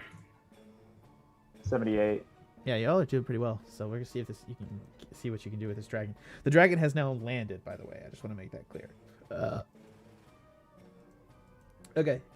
Next up in the order is Glim Garrick, who is going to attempt to use his claws to wrench from Oberon the sword. And so he's going to do a couple of things. Oberon's going to need to make some saves here. Oberon needs to make Constitution saves, which he will fail. And so he's going to get hit with a gas from one of his claws. You're not exactly sure from this distance what's happening over there. And then he's going to make a strength save, which he will fail. Glim Garrick manages to grab the sword away, and then he's going to move to the edge of the time impediment. Okay, and that was his turn. Next up is Tendi. Alrighty. Since You this, whack like, me to snap me out of being charmed. Is that a thing you could maybe do? Yeah, you can Probably actually not. use your action. I'm gonna to- say you can absolutely use your action to try to shake him out of it. I'm gonna use my 3 actions to just try and finish off this giant fucking thing. Since it's already super bloodied right now. Fair It is enough. not. The dragon is not bloodied. The dragon is not bloodied. I thought you said it Not was. really. No, he was bloodied. The Glim Garrick's construct was bloodied. Alright. 18 hit points. This is rough. Alright. I'm gonna. Well, your rest of your party's at full, so really you've just taken the brunt of the shit. Alright. I'm going to. You could always wild shape. I was gonna say that. I was gonna bonus action wild shape.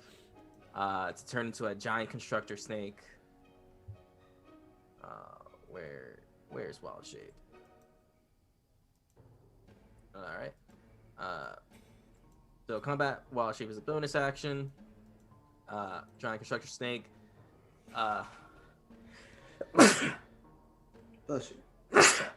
Bless you. Thank you. As the giant constrictor snake, I'm going to constrict the giant dragon in front of me. So it's grappled and restrained. Yeah. Melee weapon attack plus 6 to hit. Hit 2d8 plus 4 bludgeoning damage. How do you want me to do this? So wait. It's giant constrictor snake, is that right? Yes. Mhm. Constrictor snake. You're gonna try to constrict it, right? Yes. So you're gonna use your bite or your constrict? Constrict, because that's what makes it become grappled and So I'm fairly sure because you're a huge beast, you can't constrict a. No, he's only a huge. So you actually, you can. Jesus. So you're still not gonna hit though. Because it was 14. Good thing you got an extra attack. Yeah, you can hit or you can roll again to hit. All right. I'm gonna roll again. Yeah. Okay. Constrict. That won't hit. 20 will hit. Yeah. So he needs to make a DC 15 escape. Correct. On his Yes. turn. And it's 2d8 plus 4. No, wait. It Bludgeoning doesn't damage. automatically. Hold on. Let me read this. Sorry. Bludgeoning damage to target. I posted grappled. it all into the. I see it. Yeah. And the target is grappled until this grapple ends. The creature is sustained. All right. So reach bludgeoning damage on the target is grappled. Okay. Yeah. Can't constrict. So Okay, and then with my. Go ahead. No. Go ahead.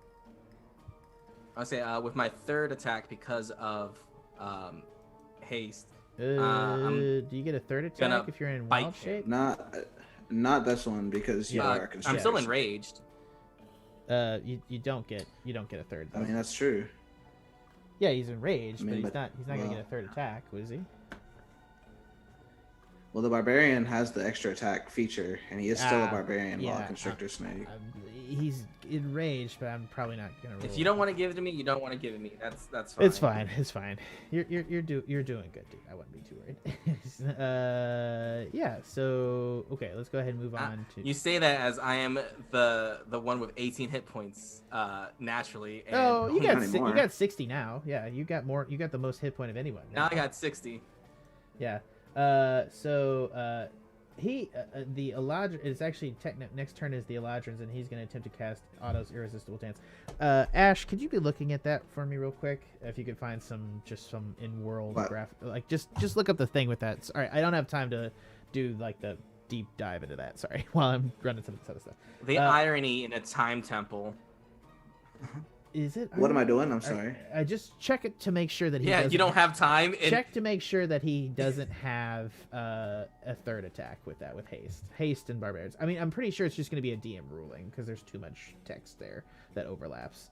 So yeah, okay. So the Glim Garrick is going to need to make a. So Oberon is casting Otto's Irresistible Dance, so Garrick needs to make a Wisdom save to pass. Hold on.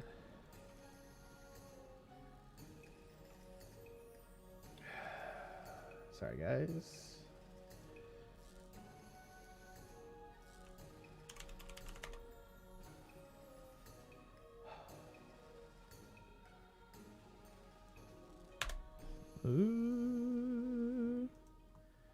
Source.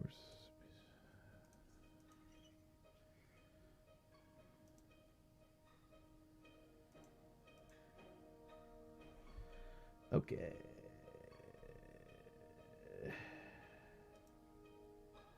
So he needs to make a wisdom save. Show how that works. Okay, wisdom save. Gotcha. Here we go. Wisdom.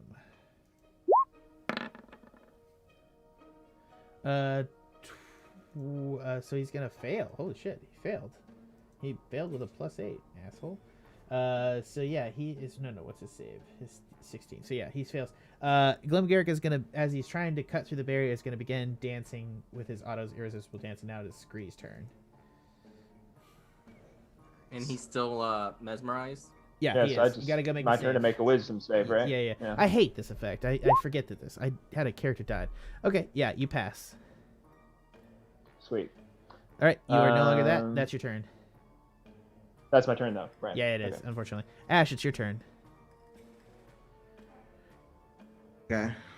I think since the Constrictor Snake doesn't have multi-attack, he can definitely use his extra attack as a Constrictor Snake, and thus giving him the extra haste attack as well. Yeah, but one of the things... It only says that you can't stack with them.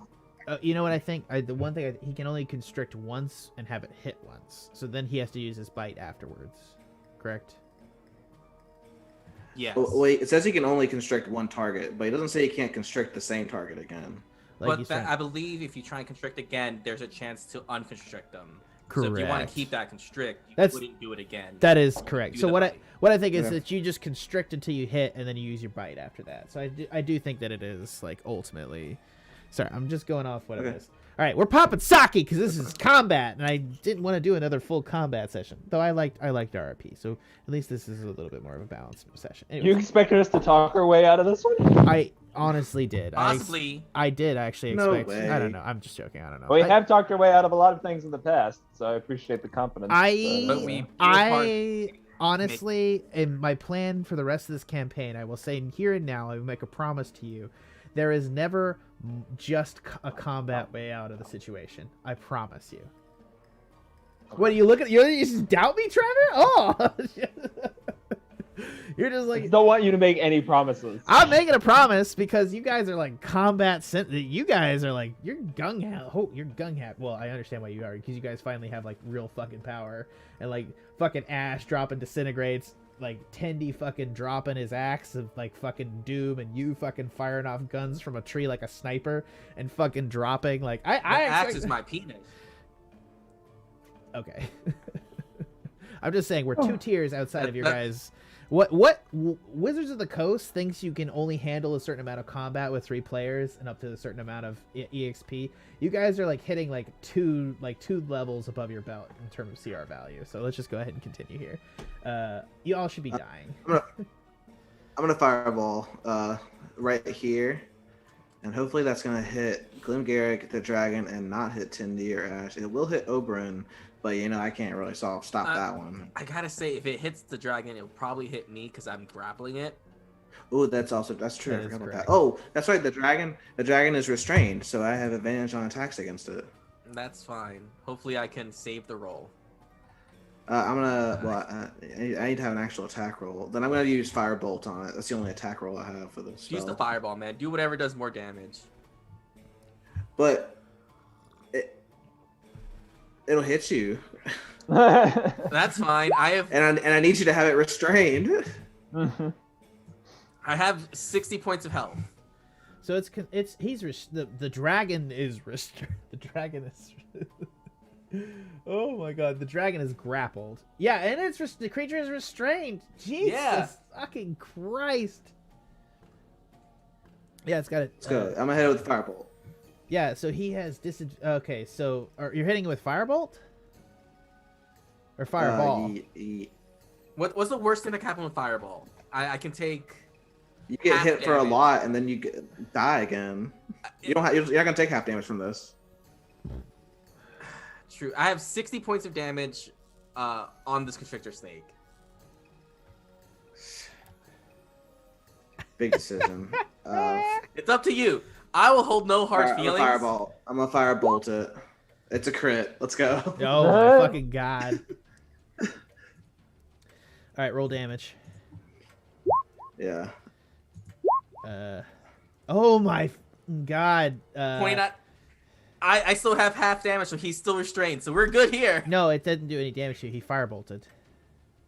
Oh, firebolt. Dope. Yeah. So yeah, the dragon is now bloodied. Let's go. Let's go. I'm gonna move closer. I'm gonna move. Let's see. What's 30 feet for me? I'm gonna cut across these vines right to here, like right on the edge of this time sting. Gotcha. The time barrier. Yeah, go ahead and move it, and yeah, and then you're looking through the tree. Okay, yeah. That's it for me. Yeah. Okay. So it cannot move, but it can try to do its escape, and it has to use its action to do that. Correct? Correct. All right. A couple of things are going to happen here. Okay, first off, yeah. It's going to open its mouth again for another attack with Radiant Breath, and it's going to attempt to blast it. Tendi, make me a dexterity save. All right, I still got advantage. It's as a Constrictor Snake, so you make it with a Constrictor Snake. Which you will make. Jesus. Yeah, you make it. Holy shit. Well done. So you're going to take half damage. It's actually in line with Ashe 2, but as the beam hits the tree and the field, it dissipates so it doesn't hit you. As the dragon's mouth opens up to fire again. Tendi, you are still going to take some damage, though. Tendi, you're going to take 13 damage from the beam. And then, because right, so you're at 43? 43, yeah. 47. Yeah, it's going to make several 13 attacks. Let me just double check. With restrained... I'm trying to think what restrained does. Sorry. I'm trying to remember. Attack rolls against the creature have disadvantage, and the creature's attack rolls have disadvantage. The creature has disadvantage on dexterity saving throws. Alright, so it has disadvantage on these next attack rolls, so we're going to roll a bunch of shit here. And its speed becomes 0. Yeah, so it can't go anywhere. It's going to do a couple of things. It's going to attack you, Tendi. So it's going to make a claw attack. With disadvantage. Right, with disadvantage it's still 17, so it'll hit for 11 points of piercing. What's your HP at? Since I'm raging, is that still halved?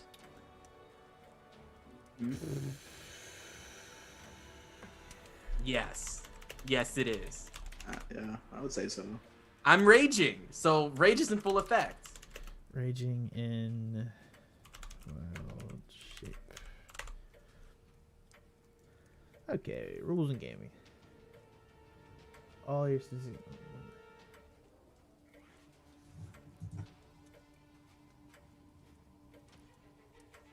rage during what? No, it's not broken by multiclassing. Yeah. Okay. Yeah. No, you're right. Yep. You take half damage, so you're gonna take 5 damage, and it's gonna continue to attack you. All right. So it's gonna do. The previous damage wasn't half because it was like what, radiant? What do you mean? Yeah, it was radiant, so it doesn't. It's the not 13 half. I took. Yeah. Yeah, the Right, so 13. half, so I take an additional 13 you 5 took. damage? You took 5 damage from the claw, and then he's gonna cut you again with the claws. He's just thrashing madly. Disadvantage.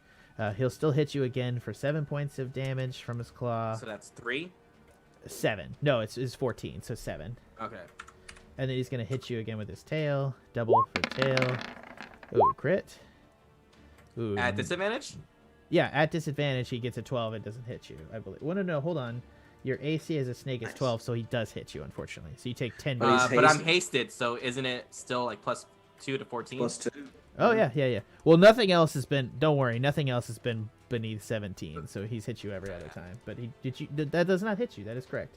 And then he's going to use his last attack. It's going to be a wing attack here. So it'll hit at 19 for... At disadvantage? Yeah, at disadvantage. He rolled a 21 and a Damn 19, dude. Look, here is his rolls from the top. I know. This is me not like I'm not saying I don't believe you. This is me like, really? Damn it. You rolled 4 30s in this turn. I just want to in like this combat. I'm just saying. Yeah, so he rolled a 21 and a 19. So you're going to take 6 points of damage. How much total is that? Halved, or is that 6? 6 total. It was 13. Right. I'm down to 29 points of health. Only 29? Shit. You were 60. You took 13. Hold on. Let me do this. So let me just do the math. All right. So 60. I took 13 from Radiant to make it 47. And then I took another 5 damage to go to 42. And then I took another 7 damage to go to 35. And then another 6 damage to go to 29. Yep. And you had... I have calculator pulled up. Yeah. No, I trust you. Sorry. You proved it. You get inspiration for doing your math correctly. I had my doubts, but you did it good. Sorry. Yeah. Megan's right. I am regretting doing that. It's to your advantage giving it out during the session. It's just... Well, really, you said you'd give it to us for RPing. This is... but also rules dictating rules. I said I would. It's not role play. It's rule play. Yeah, it's... Sorry. Did I kill everybody? Is everyone mad at me? No. No, we love you. I think we love you more now. I'm just sitting over here charmed. I have to quip occasionally. I haven't done much in a while. Yeah. Not anymore. Glim Garrick gets to roll against his Otto's Irresistible Dance, I believe. And he's going to make a wisdom save.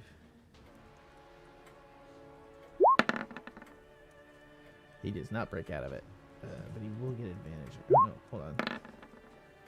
6 plus 4. No, neither time he will break out. You know, what's fun about the fact that we're broadcasting this is I can see everybody's reaction to my terrible puns, like, afterward, if I'm not paying attention at the time. Yeah, I know. Is there reactions to your terrible pun? Everybody was good, yeah. That was a good one. Tendy, it is your turn. You're still constricting him desperately, trying to keep a hold of this dragon. Yep, I'm not going to break that, so I'm going to go with... we've established I have 2 or 3 hits. I don't fucking remember. I asked Ashe to look. Do you remember Ashe? Yeah, and I said that since he has 3 extra attack and not multi-attack, 3. Yeah. Alright, so 3 bites on this dragon. He gets to attack once as the creature, so he doesn't get multi-attack from his class, right? No, he gets... Yeah, it gets an extra attack from Barbarian. So he attacks and he's bite rage. and bite. Yeah, it's Druid class. All right, 3 bites then. 1. And these still all have +2 because of... And advantage. And advantage. Oh, yeah, and advantage. So that's 1 attack for 20. That hits. 18 hits.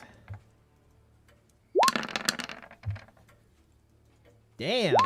You got lucky, son. Oh, my God. Now I get the +2 because I'm in rage. I don't get to activate Divine Fury, or you do not get to activate Divine Fury. I don't think. Okay. That would be once per turn, and it's also for a melee attack, if I'm not mistaken. But these are melee. Yeah, that's a bite. It's like it says weapon attack in the while description. you're raging, the first creature hit on each of your turns with a weapon attack. Okay, fair enough. Yeah. Well, fair enough. Yeah. I mean, it counts as a melee weapon attack. This experience, it means that I will probably never allow another multi-class in a campaign.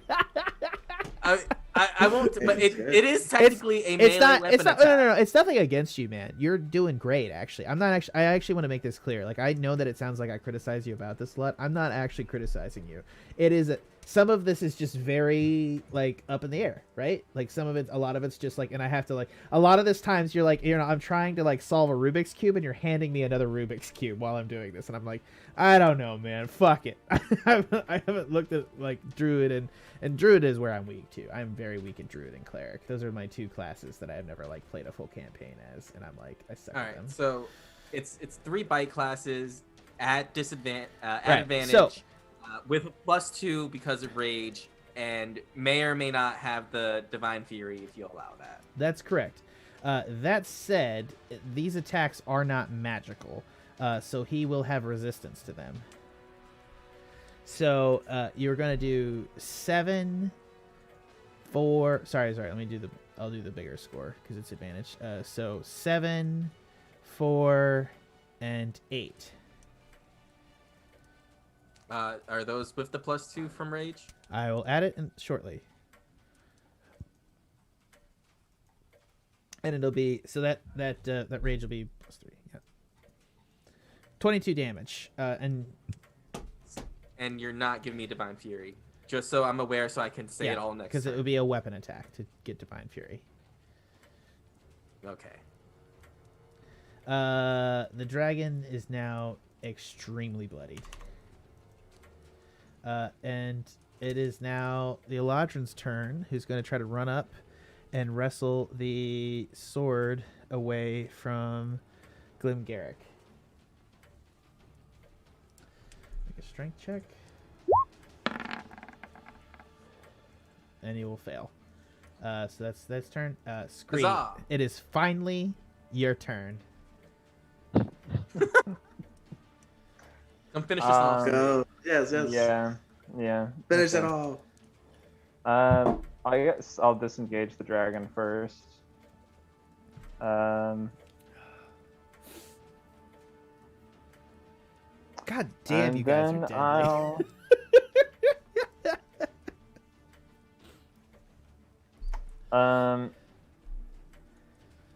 I'll fire Rosencrantz at it. So this is the third round that you fired from your Was he weapon. still grappled? Yeah, so he's grappled. You get advantage. You get advantage. So I get advantage? And you get sneak attack automatically. Okay. Yes. Oh, That'll 25. be the 25 then.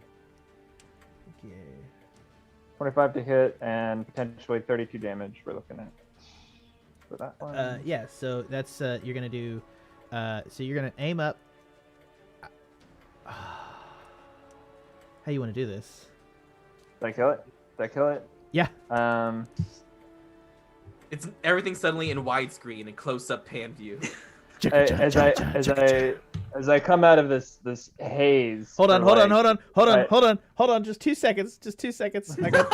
I have the perfect Sound effect? I have the perfect sound effect for this.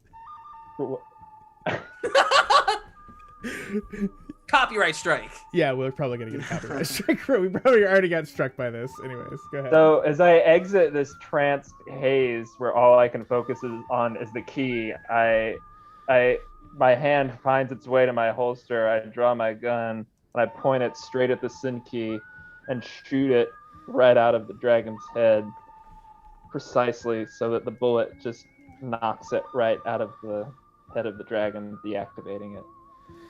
So I'm just gonna say this. Not even first off, Scree gun noise. Or however you want to do that, man. We don't use no silencer. Yeah. Well, I mean, it's technically it's compressed air is his weapon. So. It's a boom blade. Okay. Oh. It goes boom. Okay. All right. Anyways, That's only if it's a melee attack. Yeah. So he fires it off and just knocks it out of the thing. Definitely, the key not only was like rotating and keeping the mechanism working, as the key comes free from the hole and spins off over to the corner of the platform. The dragon, it's almost like the key was holding the dragon together, and it just sort of collapses in on itself as it falls like spare parts onto the floor and just like rattles apart. That. Nice. I crushed like that one of those shit. Puzzles. Yeah, like one of those difficult puzzles. You Like pulled it. out the keystone, and it just blop, and it's literally just like mechanisms just fall to the floor.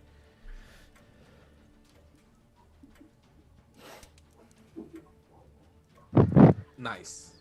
Yeah, yeah. Sorry, Megan just like gorilla attacked me with bubbles for like no good reason. Hey, There's Megan. always good reasons for bubbles. Happy International Women's Day. Oh, Ed says Rock. Happy International Women's Day. Oh, is it International Women's Day? And I she feel rocks. Terrible. Did I miss Is she a International woman? Women's I mean, Day? yeah. No, that's not what I asked. What is? That was not even That's my remotely joke, what not I theirs. asked. Sorry. Giving me a dirty look now. All Yeah, right. she's better. She's gonna blow more bubbles. She gonna spank you ass. Okay. Yeah. So. All right. Oh, so he gets gonna get rewarded. Oh, Ed, you pansexual. What? Don't act like you're not into a little spanking. Yeah, I am. That's fair.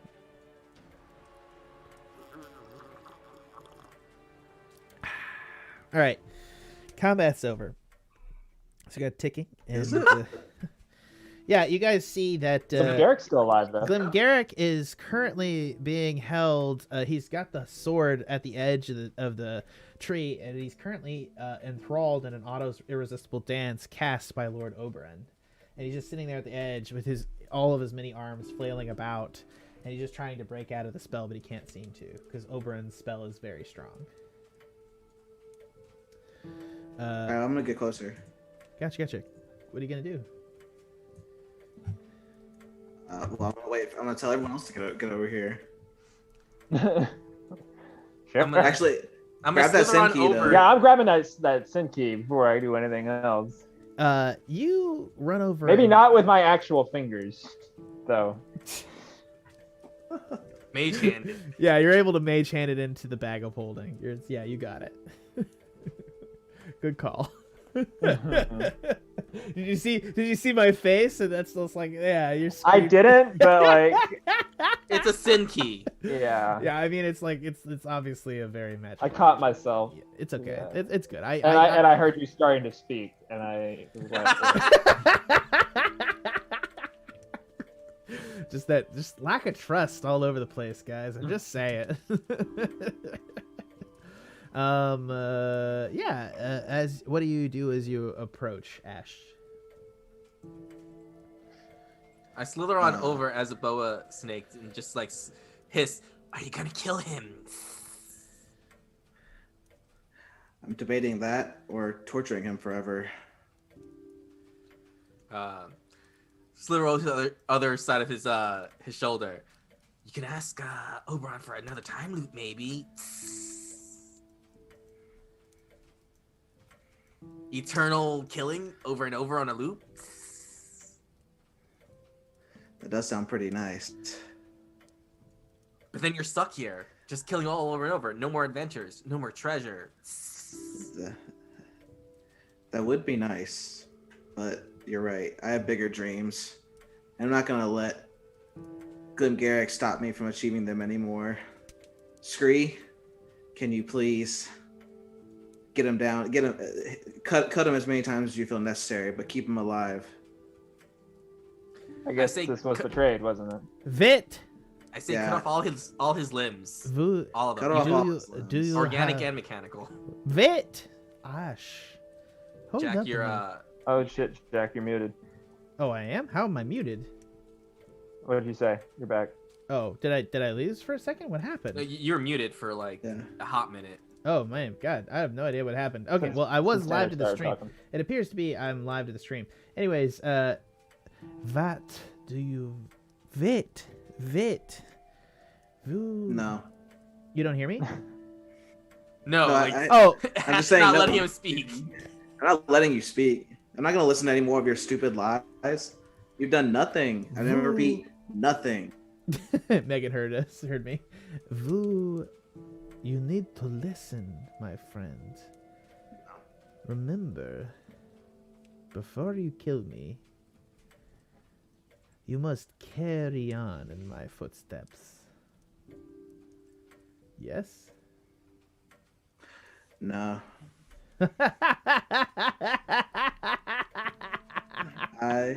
You will do it even if you want. You cannot steer from this path at this point.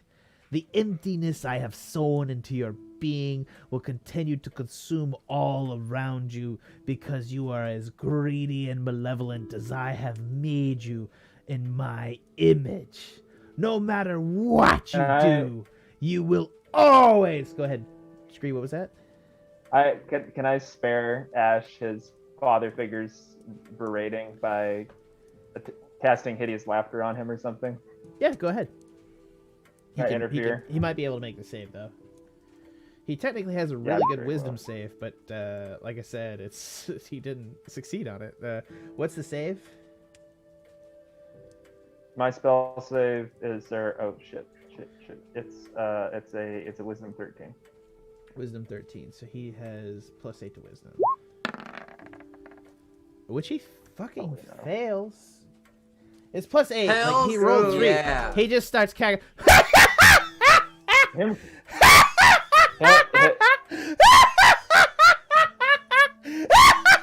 And he's still dancing, right?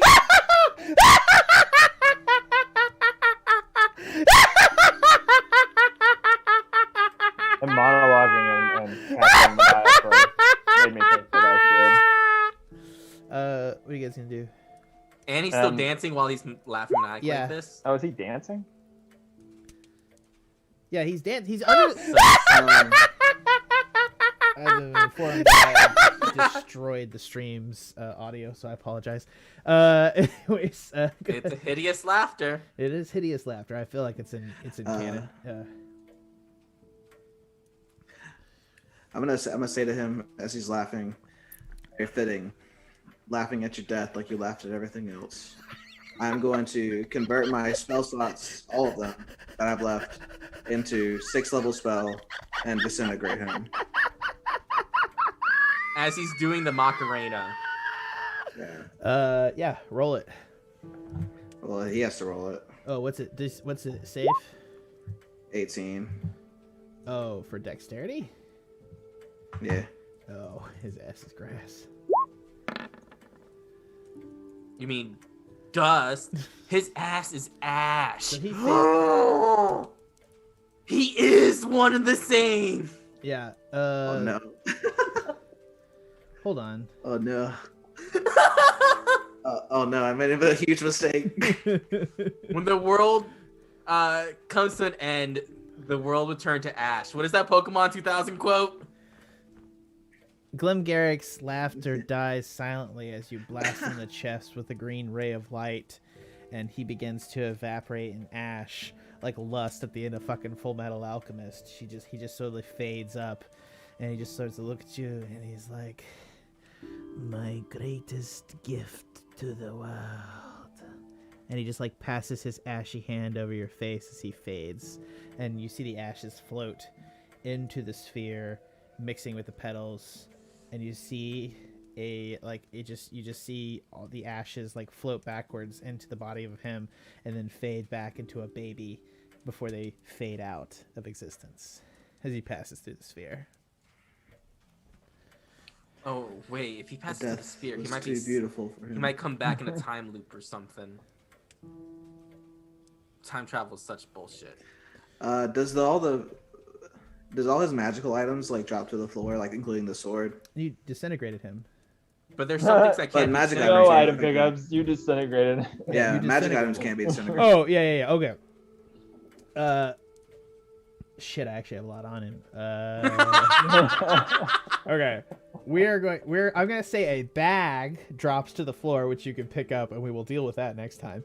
But also the Moonblade, which Oberon's gonna pick up, and he's like, "Gentlemen, I think it's time that we all moved on out of here. How do you feel?" I think so. I think that'd be wise. Ashe, I gotta say, I have done you no favors here. I think you know that. The road I walk is pretty bloody, and that means no favors are needed. She will be an insane pursuant of yours for the rest of your natural life. I feel like you have traded one nemesis for one far greater and far more terrible in scope, and I apologize for that. Know that at the end of this road, all I seek here is death, and that is a kindness to me. I hate to say that one day you will think the same, or seek it for yourself. Well, Oberon, your words are wise and ladled with plenty of years of experience, but I chose this. No fucking shit. This I'm is like my 2 million mistake to years make. old, bitch. I was here when the dinosaurs were here. I guess there's still dinosaurs outside. You know what I mean. It's a matter of expression. Who the fuck cares? Man, now that you're not in a infinite turmoil, you're pretty lax. Yeah, well, there's a light at the end of the tunnel. You'll be amazed what that'll do to a being, you know? Tenderloin, I have to say, it's kind of a pleasure to meet you. on account of I never got along with my brother. But I'm proud to say that I was able to get along with his son.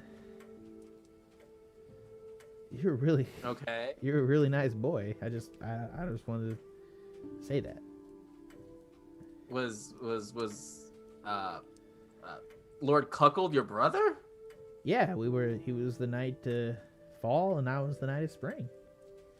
So this is a really fucked up family. I mean, I bet you already know it's a fucked up family based on the fact that my brother was mostly an asshole. So like, he trapped me here for like a million years. Like, we're in the same goddamn boat. I'm sure he was a shit dad. All right, at least I'm assuming. Maybe he was a nice dad. Was he a nice dad? Tell me that. Give me some cover. Was he a nice dad? He constantly broke my legs. Yeah, okay, yeah. I feel like I called that shit from a mile away. All right, I'm sorry. So you're my uncle now, eh? I am your uncle, sir. Cool. More family. I ain't gonna. As soon as we break that out of here, I'm gonna die. Oh, you're gonna die? Yeah. This time. Why would you do that? This time loop has preserved me. I've been here for millions and millions of years. As soon as I break this time loop, time's gonna catch up with me, and well, I'll be just like that shitty little gnome there. Why do you have to break this time loop? Can't you just chill here? Well, I thought you guys wanted the time trial. Oh, we need the time trial. Yes, yeah. Okay. Yeah. Sorry. And don't take it. No, it's cool. Look, man, I've been Uncle trapped. Braun. I've been trapped in a 30-minute time segment in which I am frozen, clung to by vines, and burnt to death by lava, and then have to watch the end of the world every 30 minutes for literally a million years. Probably like a billion of those 30-minute segments here. It has not been exactly a pleasant life. I'm cool with it. That's what I'm saying. I'm cool with it, but I still feel you'll allow us to leave here with the time trial. Yeah, absolutely. I'm gonna get it out for you in 2 seconds, but I just can you give me like 2 fucking seconds, man? It's my nephew, and still gonna, take your time. I'm passing the mantle off to Ashe here. Like, I like you too, Scree. I just don't have shit for you. No offense. You know what I mean? Maybe you can take the Moonblade after. I don't fucking care. I'm sorry, man. I have an emotional thing here, man. This is like a lot, right? This is a lot, even for an elf. This is a lot. Lil Teddy just goes and hugs Oberon real quick. He's just, this is gonna suck. Oh, hey. Really? I gave Uncle Braun a big old hug. I'm really sorry, man. I'm sorry we sucked. I'm sorry. It's okay. My brother sucked. He didn't deserve that. My brother sucked too. Yeah. Well, I don't know who your brother is. Do I have other? He tried killing me for many years. I'm sure. He was one of the people who broke my legs as a child. I decapitated him. This is like a Targaryen thing. Somewhere around here. This assholery runs in generations. You may want to drown your children. I'm just saying. Oh, I'm not reproducing. Yes. Just take that off the table, man. Just wrap it from here on out. That's what I was doing. I mean, I banged that crazy ass bitch, and she gonna torture Ashe for all of eternity. I'm just saying. You hear that, Ashe? You're gonna get fucked, metaphorically and physically. Probably Kudos. physically too, yeah. And whichever way he want or don't want, and probably both. And yeah. Does anyone have any booze? Baby. All right. Can I? Yeah. You got a booze? Can I get get booze in the bag? We must have booze. Yeah, you guys somewhere. have booze somewhere. I'm sure you did. Surely. Can we just pour one out real quick? Can I get just the one drink and I'll get you the trial? We can use the time trial to ferment something. I mean. Yeah. Oh yeah. Then we could do that. Has anyone got some pickle juice or something? I'm sure we could I could slip it in there. Got some grapes maybe? Oh, dude, you have grapes? Seriously, give me some grapes. I'm gonna do this. I don't fuck with this. I haven't had fun in forever. I'm not seeing anything. Let's do it. Okay. Do you got some grapes? I'll say you have grapes. You're like raisins in your rations. Yeah. There are trees in here. There could be grapes. Yeah, right. So you guys collect some. You gotta collect some fruit, and he like mashes it into like a little tube, and then puts it in the thing and brings it out. I mean, he's the Herald of Spring. Does he have any like plant? Oh, that's magic? right. Yeah, okay. He grows grapes out of his dick. He's just like, he's just like, Ashe can grow grapes off his dick now. No, I was thinking that he still had spring powers. Look down. Yeah. Yeah, you're gonna have to work on that, but yeah. So yeah, and you guys get some grapes. You ferment some grapes, and he pours out like almost like a port wine into a thing, and he's like gonna pass it around. He's gonna be like,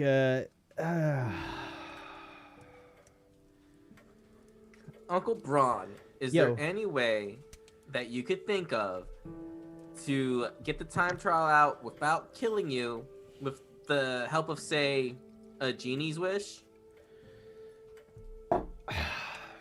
I mean, there's no one else out there that's gonna want to see me, man.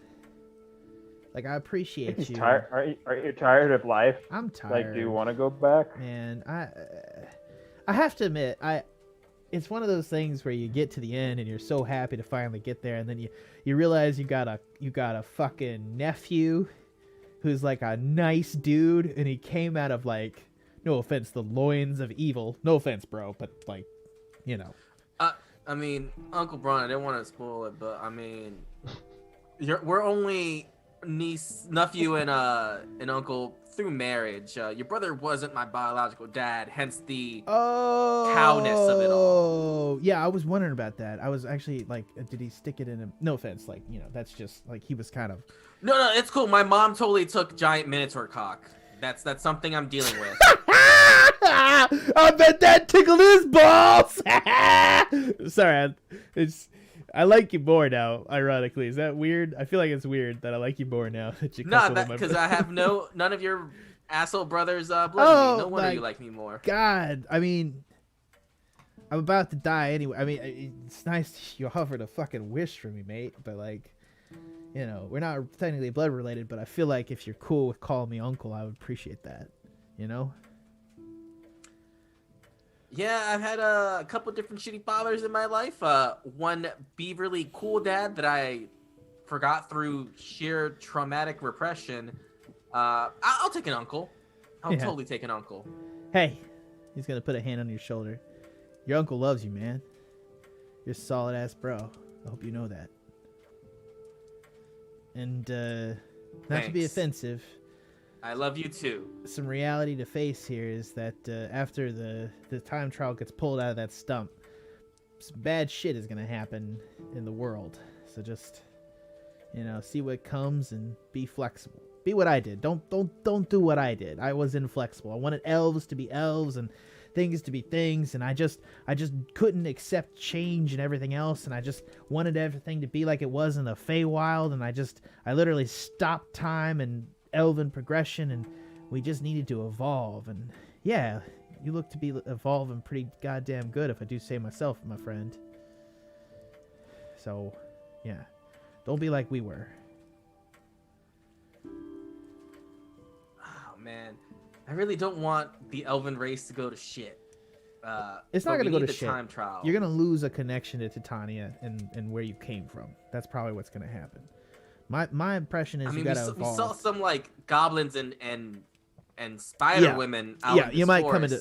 Hey, the spider women are pretty sexy. I don't think that was like a general positive. I mean, not that I'm into that. I mean, you know, I don't know. Maybe I am. I don't know. They cannibalize their children. An unforeseen perk. Yeah, you know. I mean, I never had children, but well, I don't want to say. I don't know. Yeah. This is gonna be a rough thing to tell Mother, but this adventure needs to come to an end. Cheers, mates. And we need that time trial. Cheers. Cheers. I'll see you in the next cock wine. I'll see you in the next go around. He's gonna take the moonblade. Scree, I know I promised you this, but it's gonna be some stuff I don't need it. Yeah, I'm gonna toss the trowel out to you. I don't know how this is gonna go, so cool, mates. Ashe, what's up? Before he goes in there, who was What's the name of the old crone god? The one that gave me the heart of darkness? Yeah, I have it right here. Sorry. That would be... sorry, my god. I have this all right here. Not Dryanis Persona. Here we go. It's escaping my brain off the top of my head. I think it was like Barana. Barama. That is correct. Yeah. Yeah, Marana. So Ondine, Marana, and Kalen. Yeah, Marana. Okay. Before he goes in there, I'm gonna start praying to Marana and say, "I got another one for the death, and I think you'll like this one." Oh. Your thing will bloom on your chest, and he's gonna take his sword back, and he's going to slice the blade into the field, and there's just gonna be a huge parting, and you're gonna see that it all cuts back, and it's just as he proceeds into the field. Unlike you guys, this is an Eladrin. This is a 1,000,000-year-old elf, and so. Whereas you guys, if you even an elf that lives for 300 years, if they proceeded into the field, you'd see them, more slowly than you guys, but you'd see him like arc and age back between. But because he lives for millions of years, as he proceeds into the field, it's just there's not enough time as he moves through it to almost like he lives so long that his life cycle is just you see him get older, but it's just generally there that he's able to proceed up to the tree. And as he puts the sword down, he's going to reach into the thing and grasp that, and you'll see on the far side a shadowy figure in the shadow of the tree is going to step out from the time tree and rest her hand on him, and he's going to fling back, and he's going to pull out the trowel and toss it back out of the field straight at you guys. Does anyone try to catch it? I will try and catch it. Yeah. Make a dexterity saving throw, Tindy.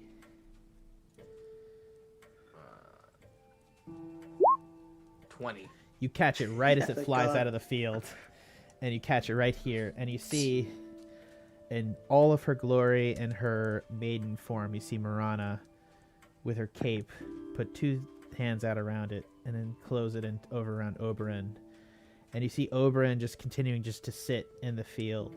He's just happy to be, happy to finally let time be in a physical format for him where he can continue on. And you see him age and wither. And you see his bones turn to dust, swirl in her cape, and it proceeds back into shadows. And you see, through the shadow, you see just a form of an elf. You see Oberyn there. And he just starts to does one of these. He proceeds into the shadow. And Uncle it Braun. closes. Okay. And now, as it is, you see that the tree from which you guys have been standing around, the field begins to dissipate as the trowel has been removed. Oops, sorry. I idiotically closed my slides. Fantastic.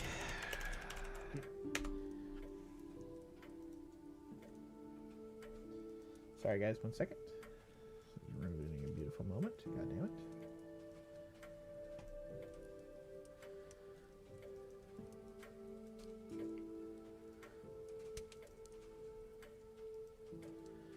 And as you guys are standing there,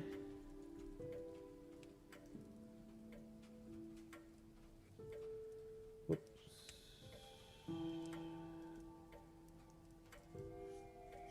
Sorry.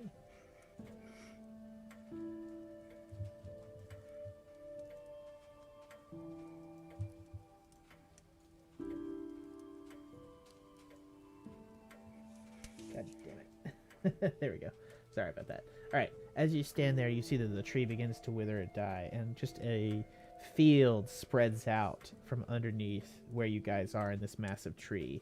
You see it spreading out in all directions as all the trees begin to just migrate. They just all go through all 4 seasons at once. You see spring, because the Feywild is always beautifully in bloom, and you see it age into summer, into fall as all the leaves turn beautiful, just beautiful, many colors beyond what we even see when we see leafers. There's just golds and grays and just this beautiful things. You see blue leaves and as they turn, and then they all fall as the trees become bare. And then you see the wood shrinking in as almost like the liquid leaves it. The swamps dry up, and all around you, you see a barren wasteland of dead trees begin to spread out as the Feywild is consumed without the magic of the time trowel. Creatures flee before this wall of oncoming magical death, and everything is consumed. And you hear a massive creaking in the tree beneath you. As you guys are maybe 40 stories up in this tree, you feel the tree base of this massive structure that no longer has any magical impetus begin to crack and fall apart. Let's all hold hands and ring a feather fall down to safety. Well, I think I can do one better since I've got this newfound power. And I'm going to cast my 7th level spell, Teleport. Do it. And take us right to the Bangarang. Do it. Oh my god, yes.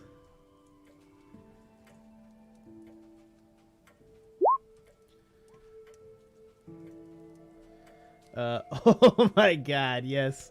So I would say, viewed once, description, seen casually, very familiar. So I'd say you're very familiar with it, correct? Mm-hmm. Okay, go ahead and, yeah, what do you have to do? The GM rolls D100, so I'm going to roll a D100. Okay. So, 22. Can you inspiration that for something better, maybe? Or I don't know how that works. But If I had rolled it. 100. If I had rolled it, I could. It does physically say the GM rolls it in the spell. It's weird. I've not seen that. Okay. Yeah.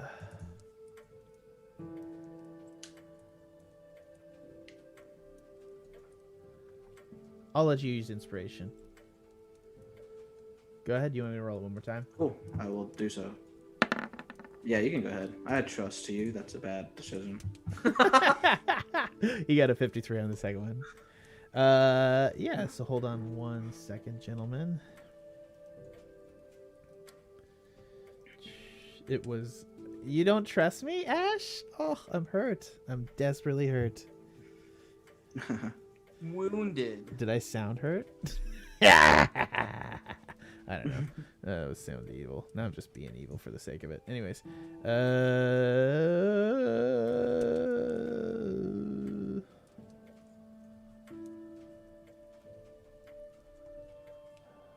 Hold on.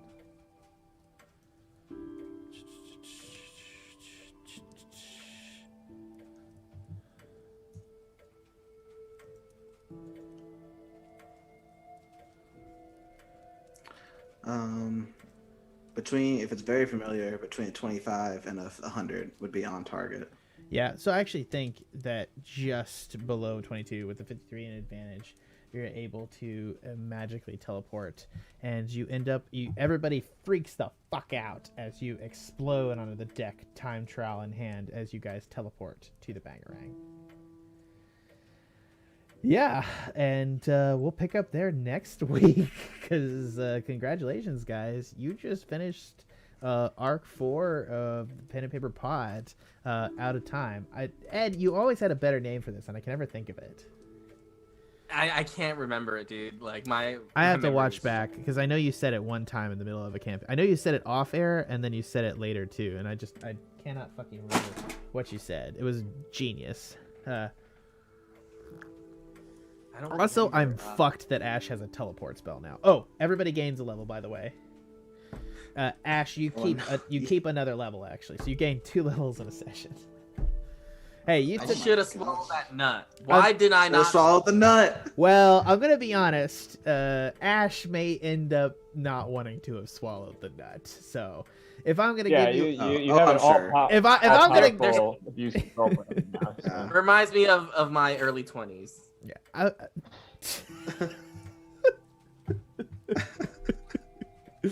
I love you so much, Ed. Oh, you are the best. Yeah. Anyways, what I did want to say is that I just want to say, as a party, So if we're to talk about this real quick, like Ashe is 13, level 12. When you talk about CR values, I want to say this: a medium encounter is supposed to be 6,200 XP. A hard encounter is supposed to be 9,400 XP. A deadly encounter for you is supposed to be 14,000. That encounter I just threw at you was 19,000 XP. So fun. So I am just saying, we're badass. For the record, you all are, and I've given you some good items, but there's 3 players, so I feel like that balances out because you're not a 4-player party. But like, you all are like massively hitting above your weight, and yeah, we'll have to see how that bears out in the next arc. For the Oh man, what's up? I now have advantage on initiative. Yeah, you do. Yeah, you're gonna have way better initiative rolls. Yeah, Barbarian is. Oh, what level did you take actually? What did you take it in Druid or Barbarian? I took it in Barbarian. Yeah, I figured. Yeah, smart decision because you get to keep that. Yeah, for the pen and paper pod, this has been Tanner playing Ashe, the Shadow Sorcerer. Farewell. This has also been Edwin Ray is playing Tenderloin, the half Minotaur Barbarian Druid. I just found out I had a super cool uncle that just died. I feel a little bit like Harry Potter. Yeah, well, keep that vibe going for next time, because there may be something to do it. Hey, this has also been Trevor Flynn. Also, I just realized that everybody on this fucking podcast has daddy issues. I'm just saying, maybe that's because it's a villains cast. That just happens. Anyways, this has also been Trevor playing Scree, the Kenku Spellthief. Bye. We're gonna get to your daddy issues next time. Oh boy. No one argued that we all have daddy issues. No one did. Yeah, I was just like, oh yeah. We're just now noticing that? No, we're not. I've noticed that for a while, but I needed to save it up for a better joke, frankly. I'm sorry. If you enjoyed the Pen and Paper Pod, head on over to Facebook and Twitter and like and subscribe to all our content. Head on over to YouTube. We're at Pen and Paper Pod on Facebook and Twitter. Head on over there. Drop us comments, texts, send other things. We're looking for a couple of new things and people interested in commenting and going away. Next week, we are going to be, for the new arc, we are finally going to do the giveaway in chat on next week. Rules and conditions will be sent out this Wednesday, so stay and check for that. And then you'll have to watch on Monday of next week. So we'll be playing on 7:30 p.m. Eastern Standard Time next Monday. I'm frankly thinking about just making that the official time because I'm always late anyways, and I always have to push it back. So I'm sorry, guys. I always have to push back 30 minutes because I gotta fucking write more shit. And 30 minutes of writing time, 30 minutes of panic writing time is worth like 12 hours to me, apparently. In terms of the amount of shit I get done in that last panicked 30 minutes. So yeah, thank you for listening to the Pen and Paper Pod. From everyone here at the Pen and Paper Pod, and by extension, but just a heads up, head on over to the Tuscan Media Network. That's our overarching network where you can see all our other podcasts, including Animating, our anime podcast, where I think we just want to include Tanner as much as possible if we can get it. I'm just saying, he should be he should just be on Animating all the time. I'm just saying, I like his ass. One of us. He's got a cute face. He's got a cute face. We gotta get him on there. Anyways, check out Animating, where you can check out our anime podcast, where you can listen to all of our comments and thoughts and intellectual analysis on anime, currently airing anime, because that's the thing. We're always up to date, unlike those posers that were still reviewing Cowboy Bebop 30 years later. But yeah, check it out. And then also head over to the Movie Gang podcast, where you can see all of our movie content. We're about to review WandaVision this week, which I am super excited for. It's going to be amazing because it just finished. What? Shots fired, Ed? What do you mean? Shots fired. Do you know how many anime? Dude, I'm sorry. Like, do you know how many anime podcasts are like, oh, we're gonna review Full Metal Alchemist? And I'm like, hot take, guys, hot take. Because they're classics. You have to provide your hot take, bro. Ironically, we've never had to review any classics in the context of our podcast, and we still managed to come up with content. You have to wank the fandom off, man. That means probably that I make you watch a lot more X-Arms, though, so maybe it's my fault. Anyway, personally, I feel like the content we get out of stuff shit like X-Arm is better than the content we get out of FMA, but that's my hot take. Anyways, from everyone here at the Tuscan Media Works, and by extension, the Pen and Paper Pod, thanks for listening. The Pen and Paper Pod now.